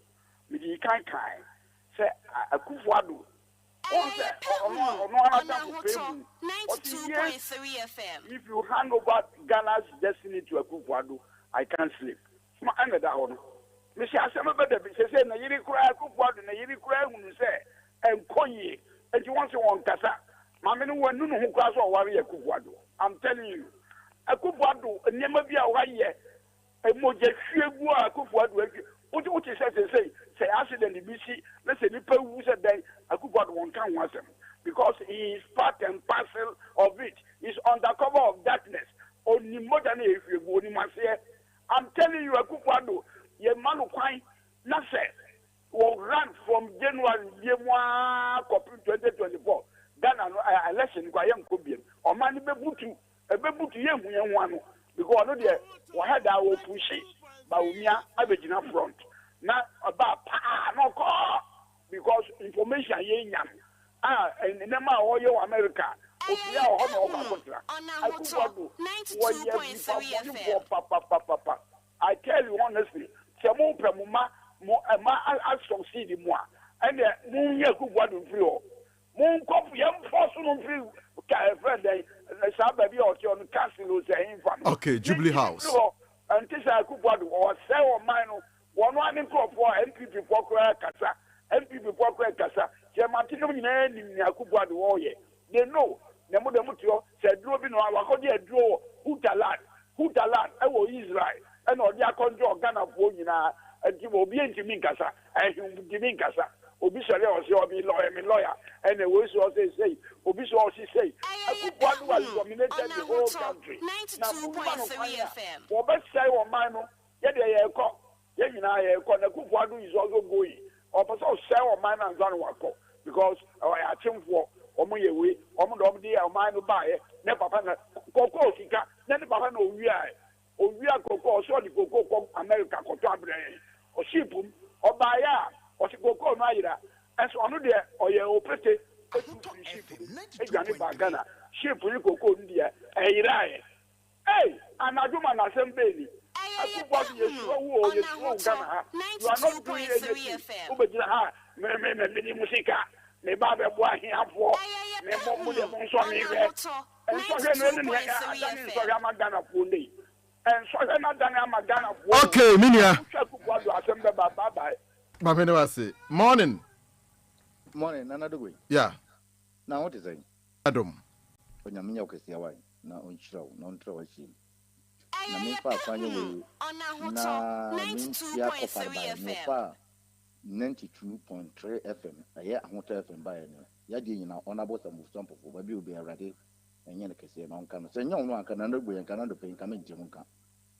Na yinti kese yinti na ne menu mienu ye di sanku me na abadofo ne kasa na manse nyati. Nti onipa wa yi bibise no enye ipo mu kase ye da na sine kese awrade chira no. Na omanye mo esinse because ye mpan fo bibre ye se ya. Kan yi ni se MPP4 ade o misi se abu afa so. Tinyami chira no ye kese. Na kan za wi no. Na babe mi kase free some good constituency friend Paul Jembo 2024. Oni bibi me pacho nimbi se muni odi kese nanado ene agi tax ama se agi tax ma NDC MP donama ke ono no oye pipinyu so no obi a we se no oye pipinyu re no free ena ma mi san ka wa se bi so oni ma mi ga jere won nanado kabi en kabinu ene wo papa mu so wa se di na mu se nkomo mu di no ti nkomo mu di no no so obi kana e man so share o kan de o mamu ba o mu ka no no kure girim shra o ma nka yes the oyi nipa no wo ho na oyi leader no e bi nke de online twetwesi Paul 92.3 FM down kakra twetwesi aye me asan se oyi leader nta o ka asmo ne to bi kan de ti both side no na nya wadwin se wo no nya wo be kan de ye fa na bo sa su na wo na du mu ebi na wo odikemu ne ka no kra kire no so onima on correct the mistakes na wo ye no enye yi on o pa de de aba o pe ni ba do ne de aba sisi e bi ke me ka sa mu ne se aba ye kwakotui eye na na do e na odi na da ne made e be da gaga fa na ga fa to aba ma won e na do disikali se no e na opposition ewu ayi o tete fo me bi to aba fi ono eye NDC na oba na oba town na all Lambasian the last week today o so we di say aba na ekoto so on hihie odi ba si enye ntuma ani kwa say ye to aba 2024 se odi ke katre ye to aba 2024 ko na be wu o ma 2024 waya enye no na do ne ge se ono ike ni subject ni plan ni na say na do nko so ha ya on Ahoto 92.3 FM na again na ho na de bi on account kan some fan for him. Okay, Paul, right, Mami Enwasi, Debbie, Fatoso, why, Mami Enwasi. Good morning. Morning. Your family man Agbeko. Emmanuel Agbeko, free him. Sugar coffee, right, Koso.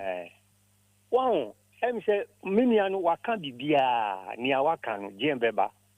Wow, the only say, Odiki, who say, Mama, no, I jikase no kitao. It's a blessing to Ghana. He cannot compare himself to Mama. Oh, no. Wow, it is near all Kano, to the say, on Kano, Kalino. Say, Mama, no. Why, yepa, why, baby, or not, Casani, he blows, or Danny, who are which I said, yes, market. Oh, and the on guy, on no guy, you know, more than Mama. On guy. Why? Yo, bye-bye. Good morning. Good morning. Good morning. Yeah, didn't maybe offer free. Kasafri, Dr. Chewa, or Femi Adi. Right, Adi Manonko. Yadamasini, Jumapa, moving in Ghana, one more journey. The Australian penny phone was say, then I walk as young in Ghana and Korea. Inti, young youth in penny for our Ghana, young in Ghana, young NDC, NPP, if you are queen. And said, you might cause the Siano, a cacacrano, the betcha ye ma and Harry. Now, Papaya, Oti and Fidia, mean the Kodia, or this share Ghana for any so. Ubia Dinechi. South Spirit, no, they say a softening. If I can be a cabin, I say, your mom pie, and this spirit in Ghana, so not Ghana, and to me fattening Tamampa and Fra, Madame say. Good morning, Uno Chato. Hello, good morning. Yeah, Uno Chato. Another good me that say, any Aquina or the Amano. Say, yeah, attack Mr. Odike. Odike ba, Nyoke Bia, Fapa, Itinin Samaoka. Na. Ni enye wono ho na efe ye nso ye ka kire no ye sere no so pese obedi domani mu a onji ne mfumso ntum onji ne mfumso mo onye me bekanta no wo ye aka me nso me kan tia no me oye sa de ye mpena sem me ka kire no plain me frefi ni utafo achem ye fre me brajon me da ase.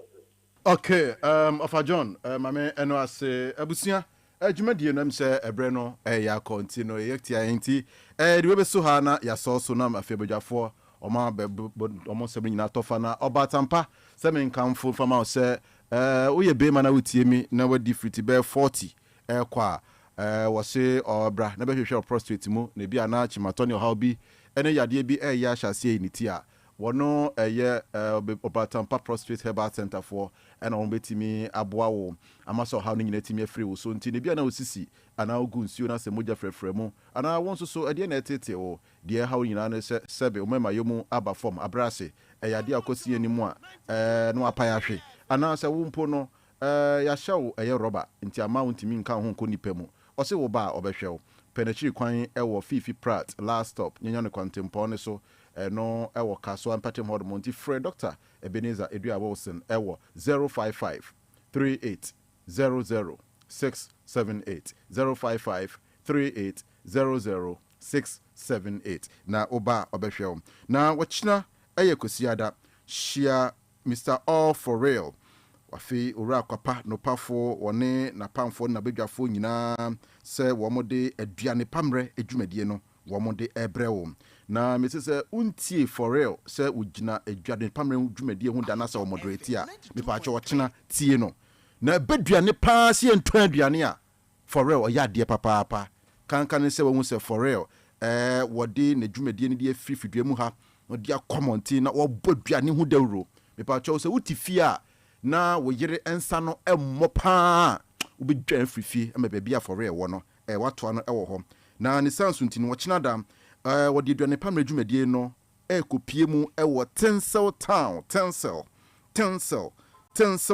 Tensel ni TINSEL Tensel Town na Tensel Town Pub and Restaurant na ehona ye koye food bazaar na we na beye de pa na ewo studio ha no me wabadwafo kuku damaka siamiensa His Excellence nankasa ote ha na we dem se wafa ho kanyina na we tenga na cedis pe enti na PCC papa mpeduane ono titi abrocha enti ni coffee no am na emo china ye nyina ekopie mu ewo Tensel Town Pub and Restaurant now Ora Abraham Kumsen oni say no anti Becky ochobeja na mayen na ja akra ono nso atwene space dia to ne hone so se de da so ya pepepe measurement na nka ho Ora Kumsen twimbium ma ne nka ho na yenkopie mu ewo Tensel Town na yemfa food bazaar enkohwehwe so na de daso eye tangana cedis pe enti we ye busuyan chemfa china se we ye family of 5 10 20 30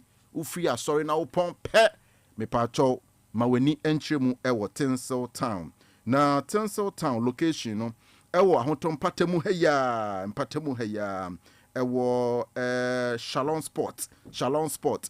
Sport empatemu heya enti ufri ashama na wo ba busa Shalom Sport no ubesi wo nsa bonkum so se ufri enkran tutopie ma bepie mu onunwa wetwema bepie mu ahotoboboa no NDC1 tuamu akwa pa Lashibi Funeral Home enchem ho no mo anim ho no mo a ho no mo Shalom Sport ewo ukoka kra bi pe onsani faso ubehu Tensel Town ho no mo enadwumade eba so nti mu a mu pe fufuo ene special banku kwesi de bia no banku ni tilapia banku ni nkwan banku ni nkruma froye banku ni mako mepacho wo chinada ene ebe bosso ewo Tensel Town monso a mo pe ye kukunte ohun abetie face the wall mekai pass in 2007 na Ghana fusu se ekom edi wo mo samre na ora samabo atin oye information minister si Ghana foi ekom de mo a mukodi kokonte yeda ona se ochinada ye kopie mo Tensel Town Ghana foi nyina no we eye food bazaar with just 10 Ghana cedis ubedi dia men o ma men eyebe men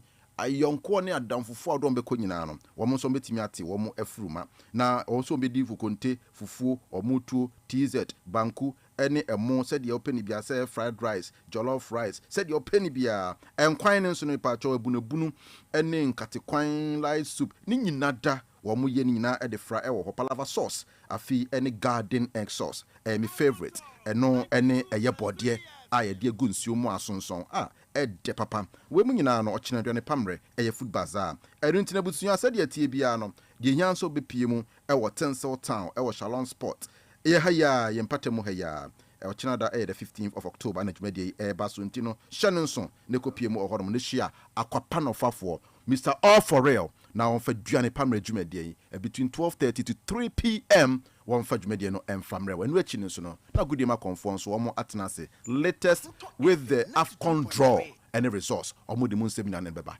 we between 12:45 to 1:45 eye wo heni eye GAN program shia ni osenikwe and Letitia na momolate wamudi jumedi wamudi bebrel now between 4 to 6 p.m. and also omonaija now between 2 to 4 p.m. shia bobo jumedi DJ Tundra also like miafo miato miafonwea no dia tutum na ise bobo ɛne mu ɔde papaapa ne nyinaa no abusua no pɛ yi yɛde ne nyina bɛbrɛ awia berɛ mu ɛne ɔkyena dansɔre ne pam adwumadie mepakyɛ already ke yo atiefo a mutie yɛda mo ase na monhyɛ no nso sɛ yɛba yɛmɛyɛ presentations o ɛyɛ panel discussions yɛba ɛbɛtoatoa adwene ɛfa Ghana ɛti sɛ bisa kum sinkasa na mpɛ sɛ meka biribi support deɛ wɔɔka no a discussion metumi kɔ na mapa no kyɛw misa kum sin ade wei ka mpɛ sɛ mede ɛwura mu ɔma me kwan na makasa saa na prɔfo kasa me so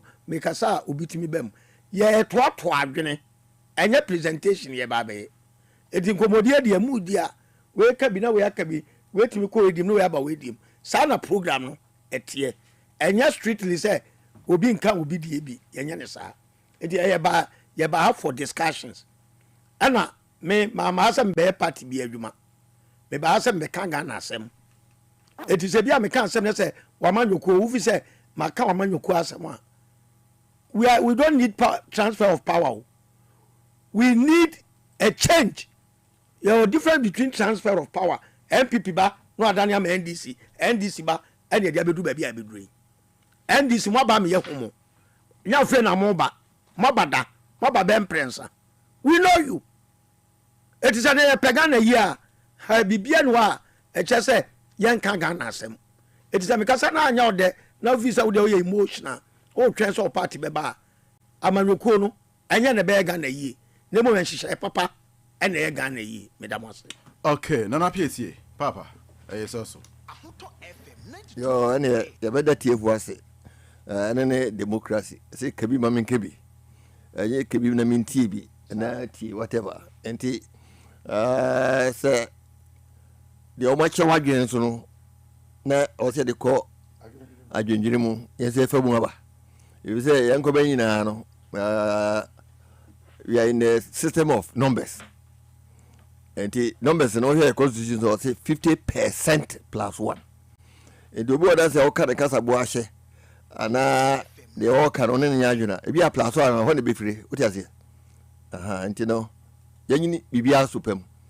Now, you say, Ni Nepe, said Americano, open so be a politician. I was who say open power. Number 2, pardon, on second dear Nandi Bay. Nadia Nandi Bay any sika any amount for or more paper, said the Babuao, the resources and the human personnel that is the capital. It went to make me around Bomoa. Yes, a sika any the happening now. What was our any pass or no be a human. The human capital, over best legislators, obey ministers, chief executive officers, any other. Now, no matter the intentions that you have. So when you need power, or money or no so again pano, or man fan tidy obey a chira, but you more any better power. O Casa Bobeka. Okay. I mean, I say, oh, Reverend Kunsen. If you say, and to quiet a day, I didn't or say, you come. Because you say, Governor, I would have too much. This boy here, I see, Oko Picket or Mahama Fee. Usubempa. We, Abodama, you can, I say, real total madness. Because what I want to say, how these people think the first house these boys in a day. No, she said, what I can't, you know. And today I'm telling you, say, NDC should work very, very hard because they still want to use Jemensa to do so many funny things. They shouldn't joke with it because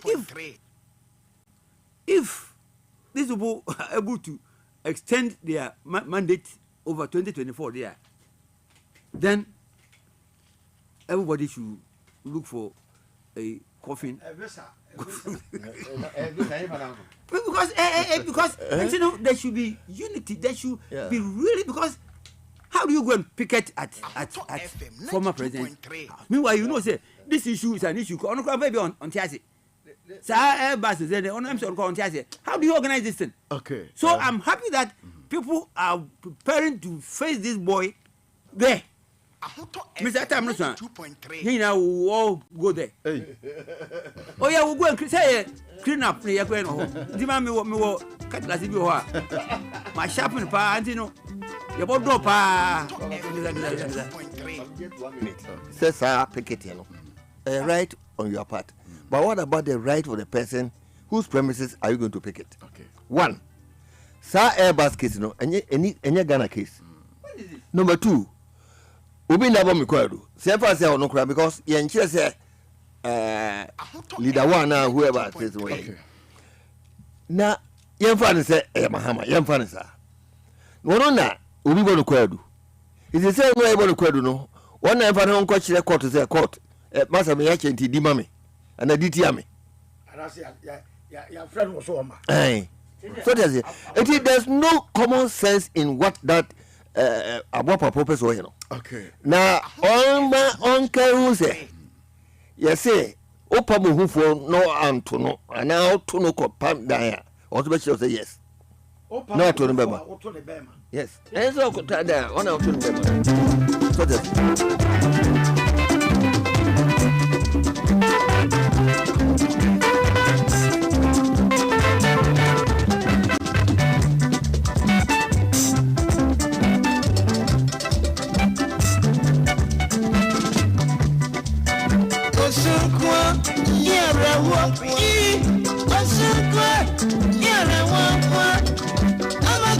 busia ma memfa seda emfa ma mpanyimfo amoje pine na no pay awo Yepe Ahunu dwumadie so ora kwesi adai odike founder leader the mother union government Sanso na Abraham Kumsim from the Ghana Federation of Labour as the Secretary General.